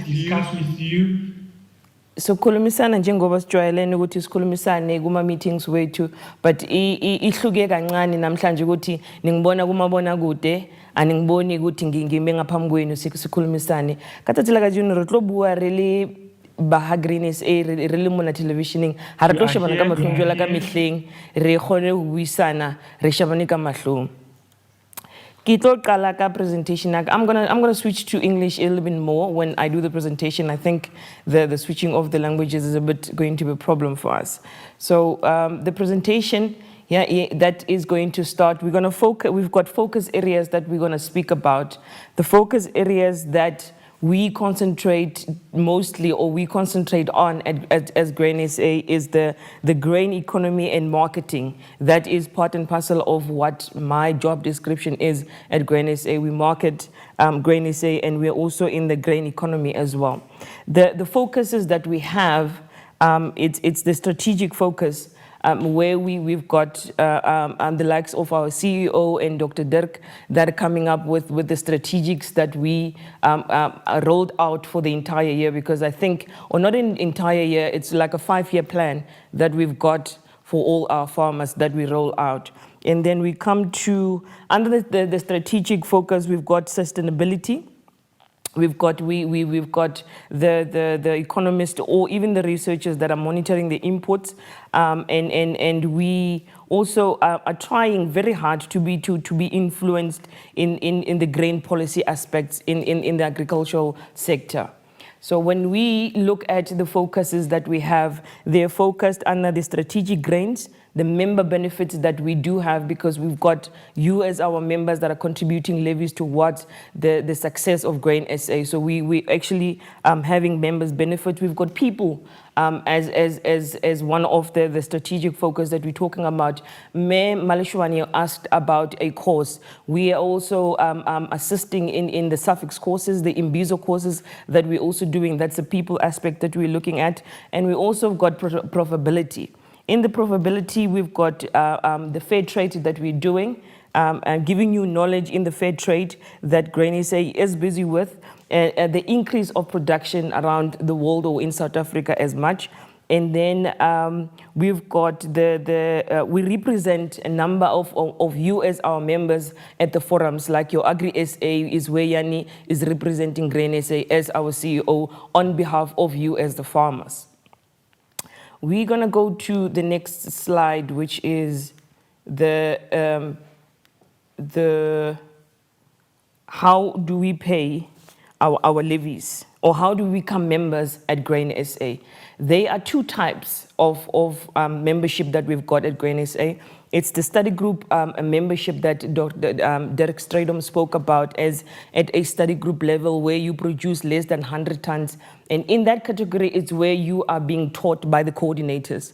They are helping you and assisting you in identifying the type of crops that you can plant, teaching you how to treat your soil. They give you all these workshops in order for you to grow, as Derek said, that all our farmers are starting as subsistence farmers, smallholders, and they grow to become commercial farmers. Those are the study group members that we're talking about. And then we've got our commercial farmers. Our commercial farmers, all the time when I speak about commercial farmers, I speak of them as the people or the children that are at university.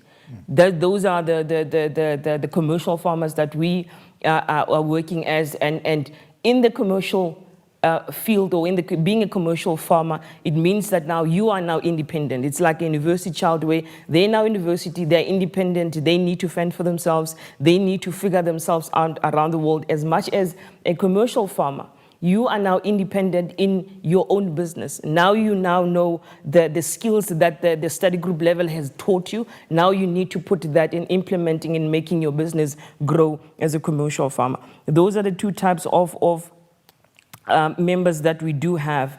In terms of you being a member, we've got benefits that we as Grain SA are offering you as a member.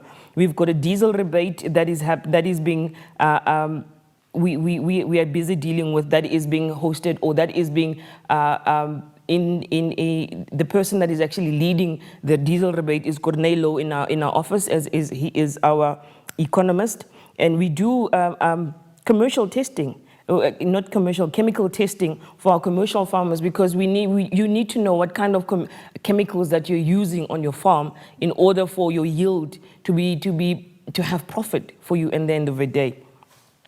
And they talked about, Dr. Strydom and Yanni, like the wheat grading in the Western Cape. So we are also, as our member, you get a benefit, like there's a process that they can teach you or they can tell you on how to go about to get your wheat grading. There's a tax-free savings plan that Grain SA is doing. The plan that they're talking about is a plan for the commercial farmers, the developing farmers, where you don't have a knowledge of a business plan. So you come to our offices. If you are selected, as they said, in any kind of project, you come to our offices. They offer the services of helping you making a business plan in order for you to get funds from donors or from the project that they are currently running with. And then we've got we're building relationships with you as our farmers.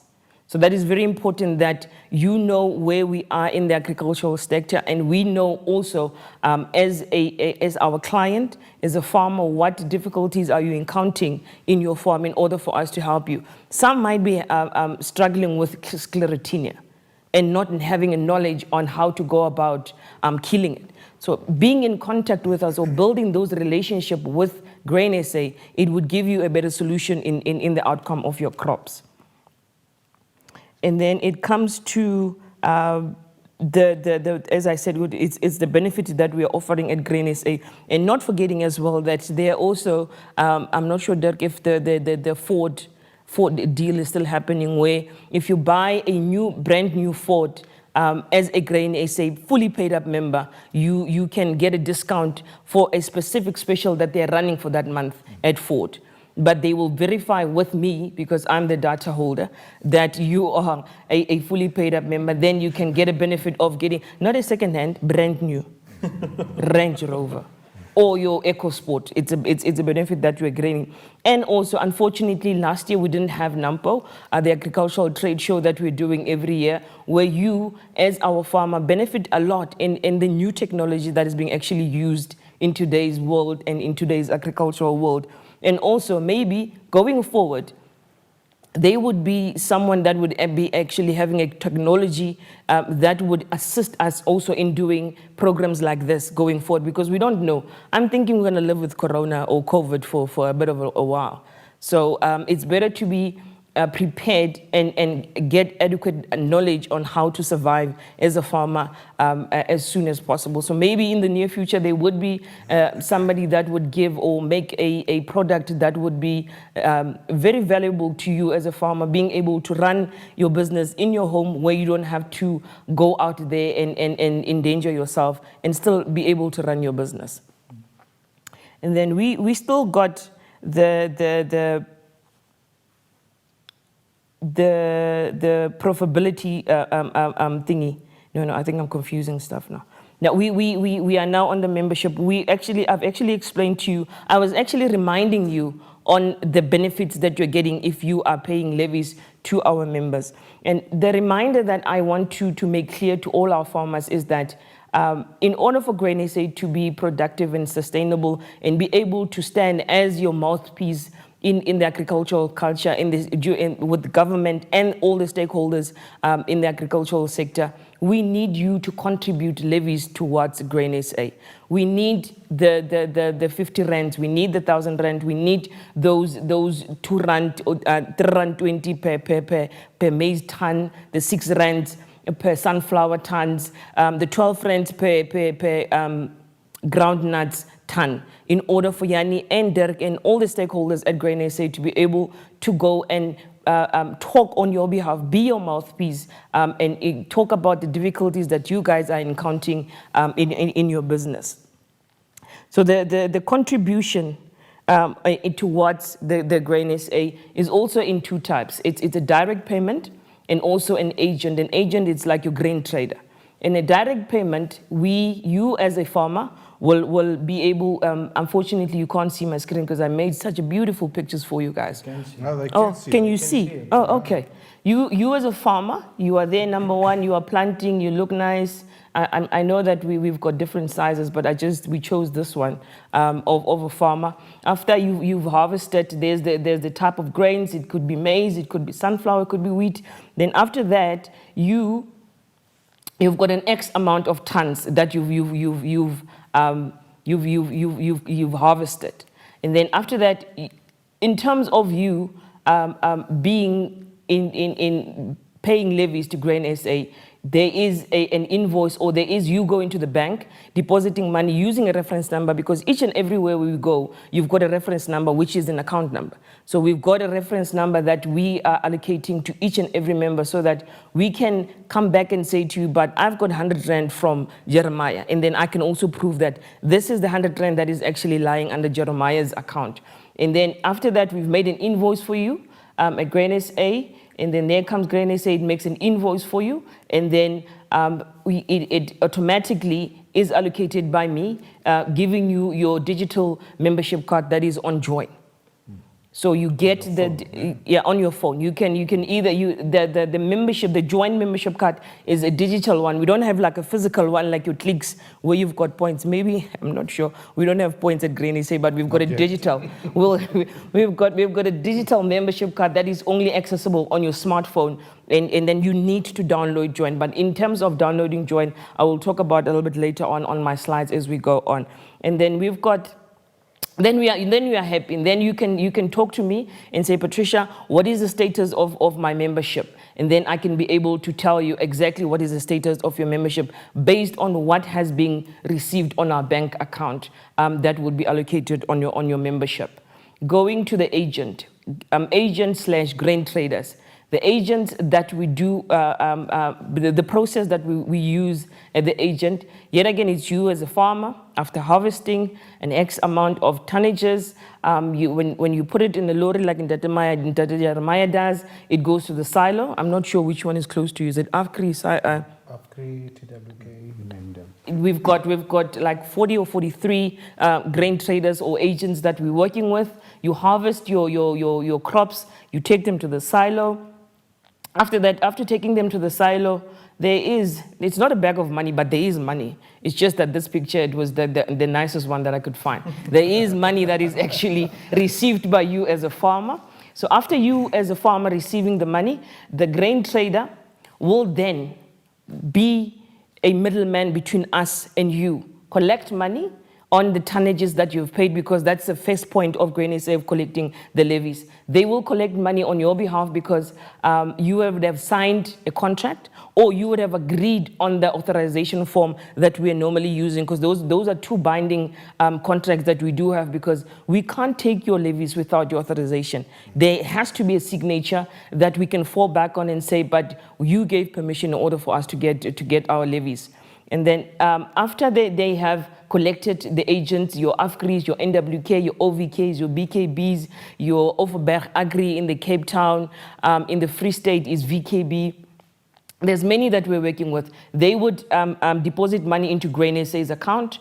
After it being recognized or reviewed by me, it would come back and an invoice would be given to the agent, and then voila, it comes back again. It lands into your digital membership card that is on your phone. And then in terms of that, then we are happy, you are happy, and then Grain SA can still be able to continue doing or being your mouthpiece in the agricultural sector. And these two processes that I've actually mentioned, the one is the direct payment. You don't have to have any signature or anything, because you physically go to the bank, you deposit the money, it reflects immediately into our bank account. But in terms of the agent, there's a bit of two ways that we're using. It's a contract that is in two ways. It's a contract that we have, it's an authorization form, it's a formal authorization form that is being made by Grain SA. It stipulates the criteria, the T's and the don'ts on it. And the second one is the contract that you sign at your agent that has a little box of saying Grain SA levies, yes or no. Then you tick that up. That's how we actually we collect our levies, and that's how, as you, our member, are contributing levies towards us as Grain SA. Going to the next slide. We all know that each and every year there's a congress that we do go to. Unfortunately, we're not going to have a live one. We're going to have a virtual one, as all the communication has gone out due to COVID. And every year there's a proposal of levies that we propose to the members to say, last year it was this much, because each and everything in the world or in life it's money and everything increases. So every year we ask you as our members, and we come up with a proposal to say, for the type of grains that Grain SA is actually working with, how much is the increase that we're actually asking from? Unfortunately, on this graph of mine, there's a tab that is missing to show the current levies per ton. How much are they? I'm just going to go down by one to say the proposal that we do have is for now that is going to happen for the virtual the virtual congress that's going to happen on the 3rd and the 4th of March, which is going to be virtually, and we are hoping that everybody that is on this platform will also be joining the Congress virtual also on the 3rd and the 4th of March.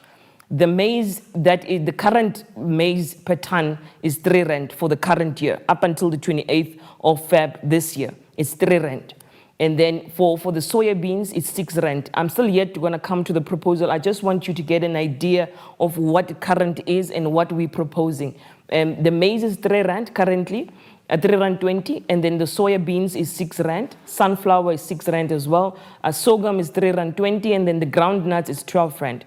So the proposal that the Grain SA executive or the Congress organizers that is going to propose is that we push it up a little bit with 1%. 5%. 5%, okay. So we're going to push each and every crop with 5%. So the 5% that is being incorporated into maize will lead to the rand per ton being 3 rand 35 cent. And then for the soya beans, it would be 6 rand 60. And then the sunflower as well would be 6 rand 60. Sorghum will also be 3 rand 35 cent. And then when it comes to the groundnuts, it would be 12 rand 60, which is based on the 5% increase that Yanni is talking about. Correct. So this is a proposal that will be proposed at Congress, and we are hoping that you as our farmer, you'll grant us the permission to actually increase these levies so that we can actually cover up on the losses that we had last year, because COVID, even in our homes, it came and disrupted a lot of lives. So we need to keep as a business up and running and on board, and also keeping you informed with the current news that is actually happening in the agricultural world. Patricia, maybe just an explanation in terms of what is the minimum needed to be a member in terms of study groups and our commercial side farmers? Oh, Derek, sorry, I forgot to explain that. The minimum amount that is actually required to be a member at Grain SA, as I said, it's broken in two. It's a study group member and a commercial farmer and a commercial member. A commercial member it's 1,000 rand plus VAT. So it means that the whole rand value amount would be 1,150, including VAT, which runs for the whole year. After the year, and our year starts from the 1st of March up until the following year, which is the 28th of Feb, and then everything comes off and then we start a new year. It's not like when you give us the minimum, it's going to last us for 5 years or something. Our levies are based on, it's a yearly fee that we pay. That is for the commercial side. And then when it comes to the study groups, for all the wonderful work that is being done by the coordinators, we only, because you are still small, we're only asking you to pay us 50 rand in order for you to get the workshops, the training that you're getting, the visit. Some of them have the pulas and vulas and all the communication and the suffix prices. For some of them, there are those that are actually looking for the suffix prices. So it works it works in a favor for them to get those suffix prices. So those are the two types of the minimum amount that is required for you to be a member of Grain SA. And do remember as well, as a study group member, in order for you to benefit in all Grain SA's project, you need to be a paid up member, because they keep up a database on the farmer side, and we keep a database, not they. We keep a database to make sure that we giving service to people who are contributing towards Grain SA. So you need, in order for you to benefit as a member of Grain SA, there's there's a fee that you actually need, or there's a member fee that you need to be paying. Because surely if I'm going to go to Virgin Active and try to have a six-pack, I need to pay, there's a registration fee. There's an annual fee that I need to be paying. So in order for you to be part of Grain SA, there's a fee that you also need to be paying. Then you will reap the benefits that we're offering at Grain SA. Is there any questions, Derek? Or we can go. We're going to the contributions. The contributions that we do have currently at Grain SA, they are looking like, this is the graph that I normally, most of my farmers know, wherever I go, I brag about this graph. This graph tells it all. It's I call it the graph of money. This is the way the levies are coming in. We've got currently 33 regions that we're having around South Africa in different aspects of the world.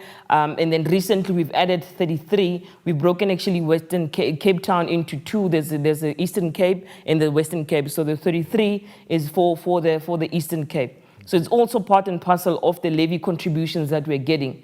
Unfortunately, is there a pointer there? Oh, so you can't. Okay, there's a huge arrow that you can see on your screen that is a red, that is showing on our regions, which is 28, 29, 30, 31. We're skipping 32 because 32 is falling under Western Cape, and then we skip to 33. If you can look at the graph, we are not contributing as much as we're supposed to. The current year is blue. The color of it is blue. And when you look currently, the number one region that is in like Oscar Pretorius before is region 12. Region 25. 25 currently is region 25. And then in terms of the Cape Town, it won't reflect here because the Cape Townians levies were not in. They just in now. I just did them this morning before I came in. So this is irrelevant for them, but they will get an update of the updated graph of their levies. But the purpose of this graph is to show you, our members in our five regions, that we need to pull up our socks in terms of the contributions. And the contributions that we are actually asking is the reasons that we're asking for these. These are my personal reasons that Grain SA would be, you would be represented by Grain SA if you do contribute levies. You would partake in the decision making at Grain SA, as Grain SA is an organization that is built by farmers, that is run by farmers, that is the decision makers are the farmers. So you as our member contributing towards those levies, you'll be a person that is partaking in the decision making of Grain SA. Decisions that needs to be taken. So if the contribution of the levies is not raised, it means that we've got less representative of the executive members, or the representative of the executive members are not as much as they would be with it compared to the other regions. So the more we contribute, it means that the more we grow, the more there's a need for Grain SA to look into other aspects of South Africa, to say, but we can also increase the other regions so that we can grow. Because the main purpose, I think, Yanni, of Grain SA is to grow. Yep. And in keeping the farmers sustainable. That is the main purpose of Grain SA. Make sure we're food secure, that there's enough food in the country. There's enough food, because I don't want to go back to where I was young and eating a yellow maize. Mm-hmm. I will eat it because I want to, not because I have to. Yeah. So if you don't keep the agricultural sector, and you as a farmer, not even the agriculture, you as a farmer, sustainable, then it means that I will starve. Yeah. I won't have my maize, I won't have my Kellogg's, I won't even have a lot of things that the food meat, then. Yeah. No, dairy. Oh my goodness! Don't even go there. So if you don't keep you sustainable, it means that there would be starvation in South Africa. So we need you to contribute the levies in order for us to be able to push your mandate, to be your mouthpiece in the agricultural sector. Yeah, maybe Patricia. In the meantime, farmers, where you are, you must maybe come up with a solution, or how are we going to pay? Because if you look at the screen and you see numbers of our farmers who didn't pay. And I know most of our farmers are always producing something. It's not that they are not producing, and it's not that they cannot pay. Most of them, 90% or 99% of them can pay the levy. The only problem that I see, maybe it's how do we pay? Maybe in the meantime, they can come up where you are, you can come up with a strategy, or how can we improve the statistics of Aus Patricia? The idea that we had with ICA when we're doing our mbizos is we saying we need to structure, or we need to start having the study groups. We call it the study groups. I call it the Stokvel, because in the Stokvel as ladies, every month we contribute. We make sure that we've got a black book, and we write, there's Yanni there, there's Junta Timonesa, we write everybody else's name, and then there's a contribution. But unfortunately, in this instance, we can't use that. But the method that can be used is the study group chairpersons that are currently working with us. Let's build those study groups for the commercial side. Because currently they are there. There's a structure that is running for the small farmers, or the subsistence farmers, that is actually working. Why not come together as commercial farmers, start having a study group of your own, saying, guys, in Lichtenburg or in the Northwest, as Nanta Timonesa, I'm calling a meeting so that we can establish a study group where there's a chairperson, a secretary, a treasurer that is actually keeping up with the members in that area, and also not even keeping up with it. It's not all about the contribution. It's also about interacting, talking, exchanging problems, and starting to talk amongst the farmers, amongst yourselves as farmers. That is the idea that we thought that could actually work, because in other aspects or in other regions they're using that method and it's working for them. You would find that Richard Krieger in Cape Town knows everybody and knows most of the farmers there, and most of the farmers know him. But when we come to our regions, we've got you as executives and the leaders, but we don't know much of each other. So if we can start a structure like that, I myself in ICA, because we are busy with the Imbizo thing, we don't mind traveling after Corona, by the way. If not traveling, we can also start programs like this where we've got webinars where we call you, we talk about these things, we teach you in how to actually build and get where we need to be in terms of the contributions of the levies. Okay. So that's it. Going forward, that is the message. We've got communication. Currently at Grain SA, we've got communications channels. Unfortunately, I'm not sure if they are big enough. On the left-hand side, there is the logos that I've tried to put on to you to say, we've got SMSs that we're sending out. We've got telephones, like you can call me in the office. We've got the Twitter that is running up. We've got a Twitter handle that is currently running for Grain SA. We've got a Facebook page that is currently working for Grain SA. We've got emails that we're communicating with our farmers, and also in the telephone aspect, we also there's suffix prices that you're getting via SMS. There's lots and lots of communication that we're having, and we've also got Telegram and Join, but. The but that I'm putting is this graph that I put on the right-hand side. For the potential and new era members that I currently have on my database that are 290. When it comes to emails, we've got 122 emails. Addresses. Okay. That we have on our databases. So meaning that if there was a communication that went out for this commercial or this virtual meeting, only 122 members would have received it via email. And when it comes to Telegram, only 59, if they still have it on their phone, because some other people download and they just they remove the app after downloading it. And currently for Join, we've got 99 members out of 290 that have got Join, our electronic membership card. That is there also. There's all the communication. There's newsletters there. Currently, the Grain SA magazine is also you can also view it there. The market reports are there, and then we've got the SMS part that we are currently using for the people who don't have smartphones. The suffix prices are going on the SMS because some of our members don't have smartphones, but we've got only 10 members. The other communication channel that we want, or that I've been trying to introduce is the WhatsApp group. Same, answering that Naisa to say, how do we contribute towards Grain SA? It's a WhatsApp group. If you are in a region, in region 29 or 20 or 30, as an executive or as a member, have created a WhatsApp group. You remind each other to say, hey guys, it's that time of the year, we've harvested. Have you contributed your levies? It's also a communication channel. If you've got a problem with your crops, it's where you can address it. You share information. That's where it's a sharing information mechanism that you guys amongst the farmers, in each and every region that they can use.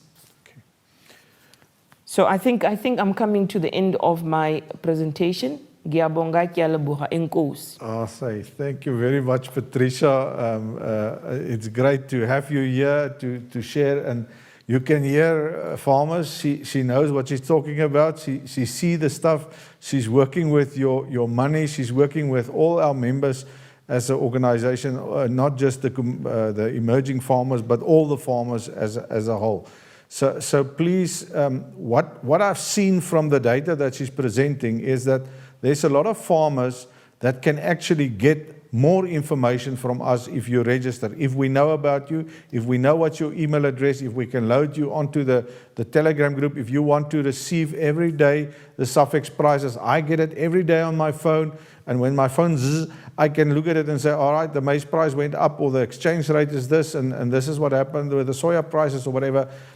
These are things that commercial farmers need to know, and not just once a year when you want to sell, every day, so that you can get a feeling for what is going on in the market. And if something happens, and you can look on your Join app and you can download your newsletter, you will see there's a report on it that says, you know, what happened in America yesterday, and this is, or the Chinese were buying some maize, the prices went up, and then you know, I shouldn't sell now, the prices are going up, or something like that.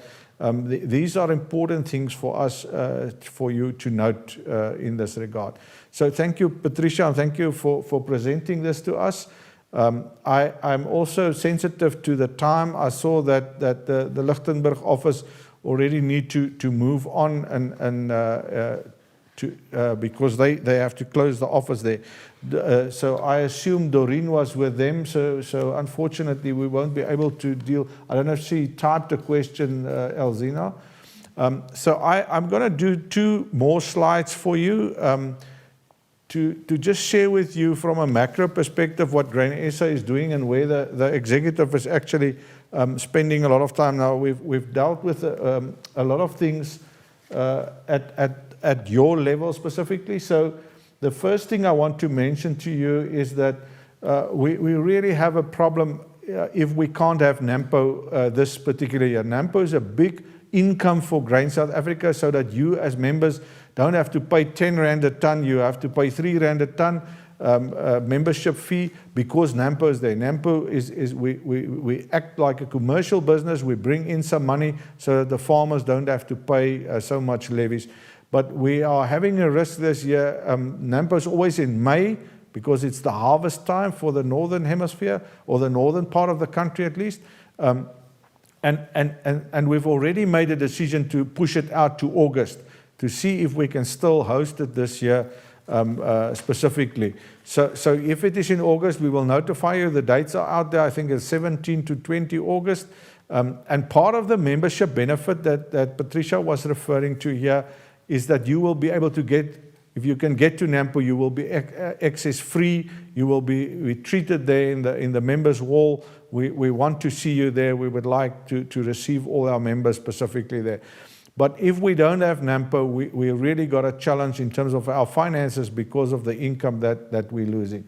The second one is, obviously now with COVID, we've learned that we need to change our communication strategy. There's lots more videos that we're going to send to you, updates after each meeting. There's a short summary of what happened at the maize meeting, what happened at the sorghum meeting, or whatever the case may be. Guys, and you need to have data to download those 4 or 5 minutes to just get a feel for what is happening out there specifically. I think we spoke about the levy income enough. This is something that we focus on a lot. Myself is retiring at the end of August, so the leadership of the organization is busy looking at recruiting a new CEO for you to take the organization forward. And then, as we mentioned today, we have appointed Sandile already. He was one of the, this point about that appointment of a manager was one of our strategic incentives the past few months. Then on more on the external side, we keep on meeting with all our input suppliers, whether it's fertilizer people or seed or chemicals, to talk to them about availability, to talk to them about the prices, to talk to them about the trends. And this is where we tell them that if we don't have margins, if we don't make money as farmers, you know, there's not going to be a future for them because they're dependent on us to sell their products specifically. So here we need to keep track. This is where we monitor the prices. This is where we say, well, how can your price increase by 16%, you know, or whatever the case may be. The next 2 points were very controversial things that happened in the past year. There were some issues around the credibility of the market. And what we mean by that is if you deposit your grain at a silo and they give you a receipt and say there was 100 tons of YM1, and you can go and sell this receipt to somebody else so that they can present it there and get the 100 tons of maize, there was a concern that the 100 tons is not in the silo. So it's almost like writing out a check in the old days without having money in the bank. So we went to the JSE, we had a lot of discussion, they went and checked everything. They've now increased the number of inspections that they're doing, and there were one major concern which they've penalized the company, but I think in general it actually says that our system is still good, although there were some individual problems that we've been dealing with.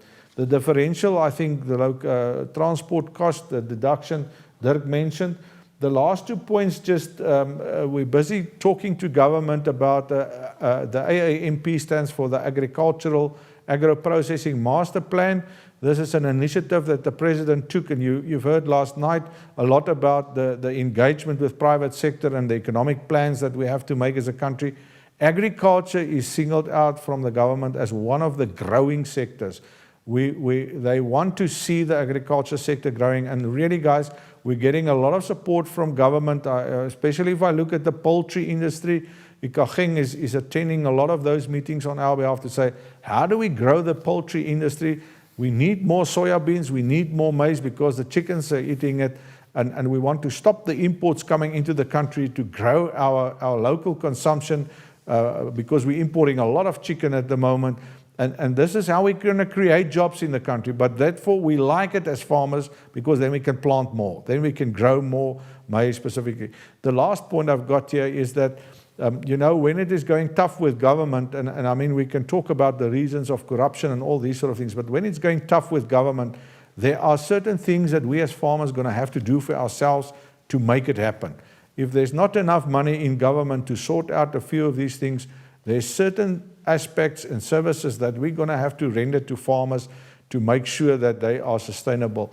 So these are just sort of in a nutshell the 10 important things that I thought I want to share with you this afternoon on what our executive are busy. I don't know, Ramodisa, if you want to make a comment about some of these things that I've listed there quickly, and maybe Jeremiah, you can also make a comment on that. But generally, those are things that we, as Green South Africa, we are busy with, and maybe as farmers, especially the issue of the JSE, and farmers must be patient so that they give us chance to deal properly with this issue. And also, you see, as Green South Africa, we are growing. We are no longer concentrating only on the grain. We are now talking poultry issues, and those are things that we are trying to look around so that at the end of the day, we, as farmers, we end up diversifying, not only to concentrate on one thing. And generally, we, as the advocate for the farmers, we are trying all our best. And like I was saying, they must be patient and give us chance of dealing with as the executive and as Grain Grain South Africa as a whole. Jeremiah, something that you want to add? Thanks, Tateyani. I think, as you just mentioned, that most of the income that comes to run Grain South Africa is from the levies that are being collected from the farmers and all the farmers out there.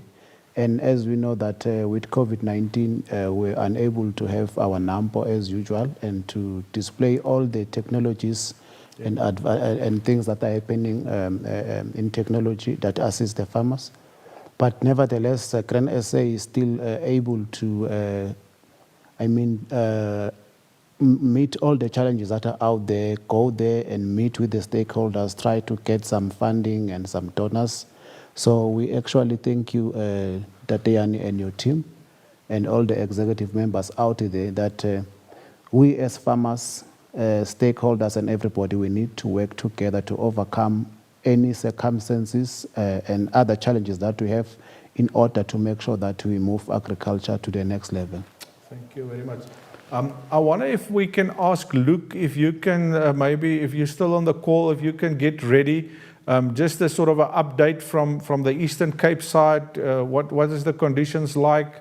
What is the mood of the farmers? If you can just give us some quick report from your side as well, if you're ready, Luke. Thank you, Yanni. Right, it seems like he's ready. Thank you, Yanni. Yeah, the mood's very good. We've had very good rains. Sorry, I've had to move out of our area as well. But yes, we've had very good rains. Under the 3 offices with the BA project, we planted just over 1,700 hectares. Of that, we've had very, very good results, even without the normal mentoring. It's looking very, very good and very promising. We're doing the crop reports at the moment. The sector project is also looking very, very good as well. We've had 1 or 2 challenges there with rain and all those type of things. But all in all, those 2 farmers have done very, very well. On the whole, I would say, generally speaking, the farmers are quite chuffed with the amount of rain that we've had. We've probably averaged in the region of about 200 mils a month. So we are wetter in some more than others. But it's a good challenge to have. So I think, you know, as a general, whether you speak of commercial farmers or the subsistence guys, across the board, I think the harvest is going to be really, really good this year, and I think everyone's going to be quite happy. Thank you very much, Luke. And it was encouraging to hear that those farmers are you know, they don't have a full mentorship assistance, but they're still doing well. They've learned, and they were in the program for quite a while now. And I think this is what we love to hear now. This is what development is about. That somebody who was taught and grown in the program is now sort of, you know, moving on and can get along on their own. This is great. And I don't think with that I want to say Grain SA doesn't want to be there. We will be there for you, but I think this is for us the ultimate when you graduate and you can move on and still be part of the family as Grain SA specifically. I don't know if Yuri, are you still available? I don't know. Jerry covered some of the areas that you also in. I don't know if you want to add something specifically from your side in Mpumalanga and KZN. Yuri Mens, is he still on the call? Yeah, they're just trying to give you permission to talk here. And if there are any questions, Yuri, if you're ready, you can fire. But if there are any questions from the members, we still got another 15 minutes that we can, if there's anything else you want to add. All right, Yuri, you can go.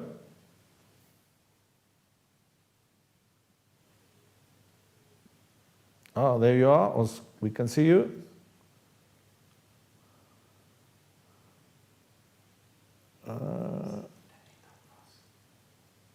Okay, it seems like his internet connection is not so well. He's sitting very still. We can see farmers there in the background. Oh, there you are, Yuri. All right, you can talk. Okay, yeah, thank you, Yanni. Yes, my part,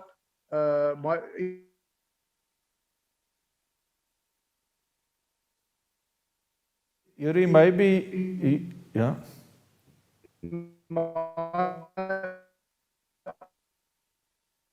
Yuri, can you switch off your camera maybe because we can't hear you properly? Can you maybe switch off the camera part? office sector, soybeans is looking problems, but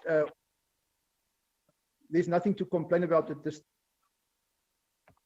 Yanni, yes, in my part, Octa is going well, the maize are going well, BA is going well. We can't complain about too much rain.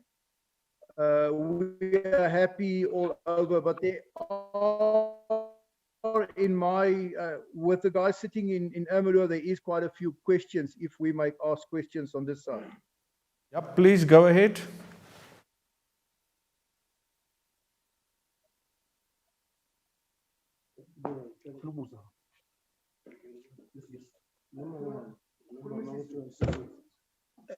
Ngibonga ukuthola ithuba.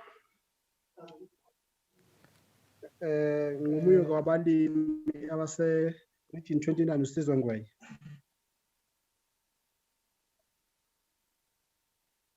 Ngibonga kakhulu mhlambe ngicela ngokubonga kakhulu ukuthi ya ngomunye wabalimi laba abawu 28 abaxhaswe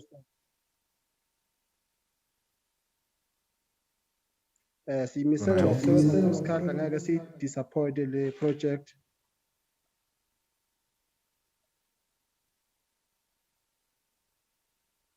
Engibanga ngicela ukukubuza ukuthi noma ngicela ukukudlulisa.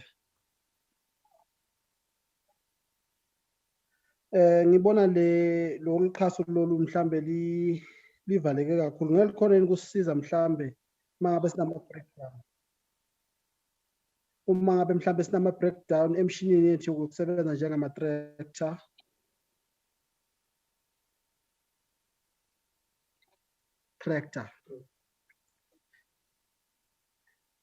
Okunye kusikhahlamezile kakhulu, imvula zine kakhulu emaplazini.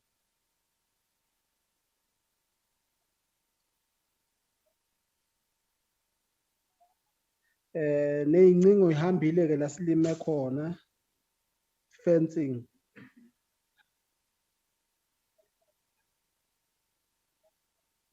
Iloko nje ngibona kuyinkinga kakhulu mhlambe masingavuleleka sikhona ukuthola lezo mali, okunye nokunye ke sesingakulungisa ngendlela. Project.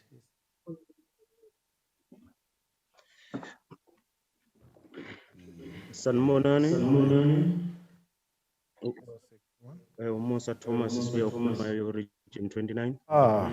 Hello Thomas. Sibonga kakhulu kubaphathi abasiphathele lo hlelo.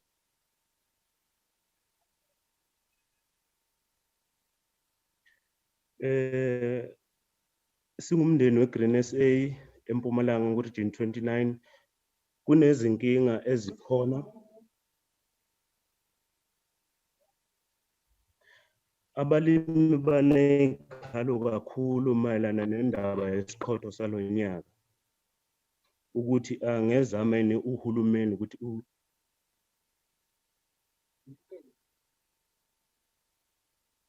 ubunzima abahlangabezana naso. Inkinga sicela uGreen SA ngathi angazama ukuthi alukho yini uhlelo angalenza ukuthi ugovernment uhulumeni wethu abe neinsurance azoyenza ngaphansi kwaGreen SA ukuthi njengoba silima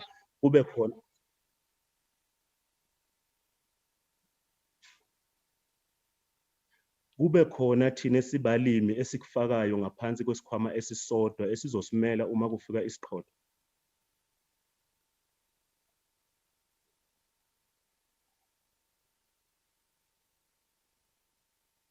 Yileyo into engibonayo eqindezele kakhulu abalimi ngapha. Uma ugovernment kanye neziko lika Green SA bangenza insurance, ngiyethemba ukuthi ngapha singakhona ukuthi sithuthuke sibalimi.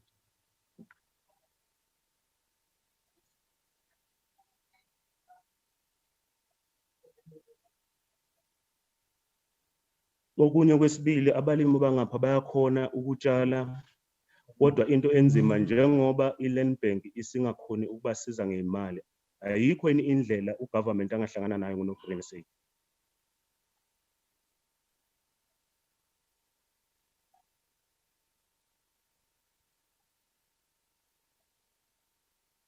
Bayakhona ukulima bachubeke kodwa kuthi sekuphakathi kube nama-breakdown abasakhoni ukulungisa ithulusi ukuze bakhona ukufika ependeni.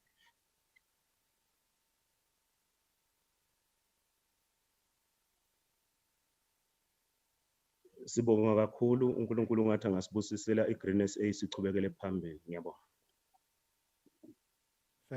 Thank you very much, Thomas. I think, Yuri, if you can just hang on with the next group. I just want to give Jeremiah a chance. We can't follow you nicely. The sound is breaking up, but I'm going to ask Jeremiah if he can give his best shot. I don't know, Patricia, if you can also assist, but let's ask Jeremiah if he can, if there's anything I can help you with. Maybe you must just ask me and then I can, but you can give it a shot. Okay, I don't know if I have to maybe give you what he was saying quickly, just a few. Okay, the one from the first farmer, he was raising the issue of SACTA, that they appreciate the assistance that they got from SACTA, and they ask if is there any possibility if the project can be extended to assist more farmers, and secondly, they are struggling with mechanization. Is there any way that there can be a combination of that assistance with some mechanization because they are struggling with the proper equipment to plant the soyas and that? And then there was an issue of insurance. The second one was from Svia. He asked about the engagement with government, if possible, with Grain SA to assist the farmers with insurance in terms of hail, because there's a lot of hail that are happening in the region, especially this season. Those are the questions I was able to I follow. also heard the land bank somewhere in there. Yes. The issue of land bank is that the land bank is now, as we all know, that is bankrupt. So I don't know what's happening there, but they don't have money. Most of the farmers that were being assisted by land bank now, that space has been shut down. So they're asking if is there any way where farmers can access finances. That is the short of it. Thank you. It's very helpful. Doug, you're going to quickly respond, and let's try to be brief when it comes to the answers, please. Yeah, I think that the one is regarding the sector one is definitely where possible one will always look to expand.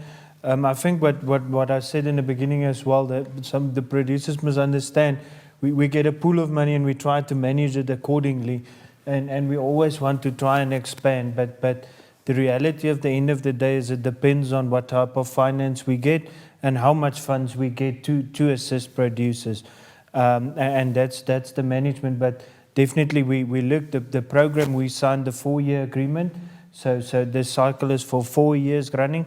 So yeah, definitely the mechanization is always a challenge. It's a big thing.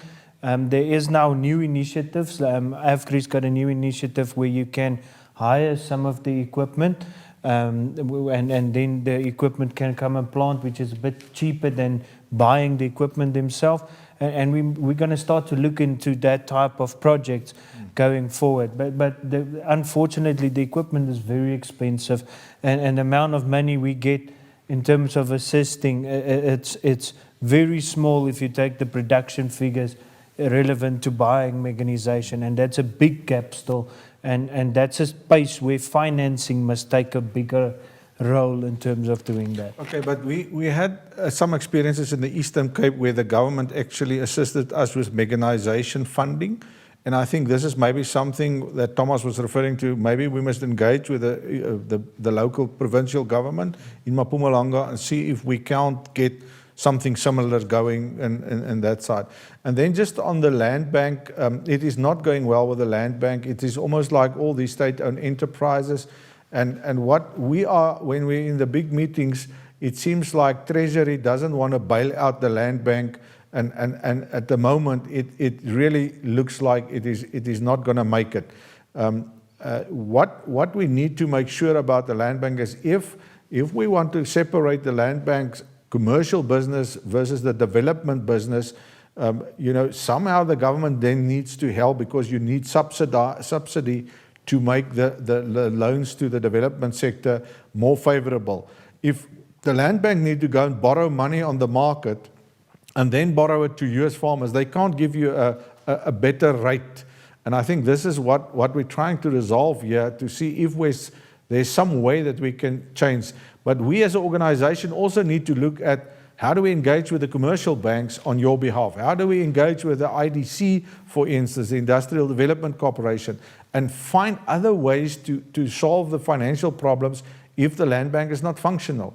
But what we are at the moment saying to all our commercial farmers, if you are with a land bank, you start needing to engage with the commercial bank to maybe change, because I'm not seeing, a great deal of assistance coming from government to bail out the land bank. They've got their problems, and for the short term, I think there's going to be difficulty. Yanni, maybe regarding the question of the insurance. So we progressed quite well in terms of looking at a subsidized or a more affordable insurance program together with government. And we progressed really well. We worked with the guys of the insurance companies as well, their association, and we really progressed well, and up to a stage where it went to Treasury, and then suddenly COVID hit, and I think the reality that we all know is that currently we cash strapped in the country and in government as well. So the chances of that progressing forward in the short term, I can't see it currently. There is not money available for that type of subsidized products. So we progressed very well, and it's sad that COVID and the cash and everything went. So definitely it's always on the agenda.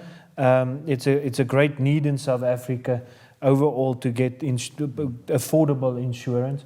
We're working on that, but it's like one of those. Yeah. If the cash is there, it's something that can be workable. But without the support of cash, it's going to be difficult. One can imagine when you're government and you have to buy vaccines or pay crop insurance, it's not a big decision.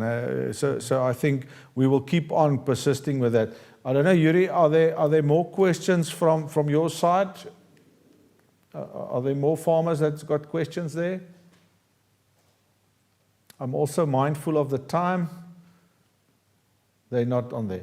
Okay, guys, I want then to thank you all for participating. I know this is new to all of us, but it was great that you actually traveled to the offices, and if you're alone as a farmer and you've dialed in, thank you very much for that. And please make contact with us. We remember agriculture is about relationships, and we can't let COVID stop our relationships from growing.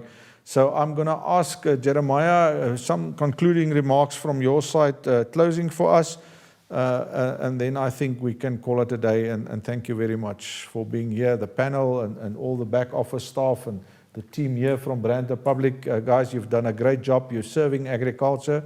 You help us to feed the nation, and I think this is basic and very important. Jeremiah. Thank you so much, Yanni. Thank you so very much for having the meeting, chairing the meeting for our regional meetings. It's the first time we are having these visual meetings. We're going to get used to it, and all our farmers, we must know that with this COVID-19 pandemic, it was not by choice, but we had to follow the regulations as they are to keep the farmers and everybody safe.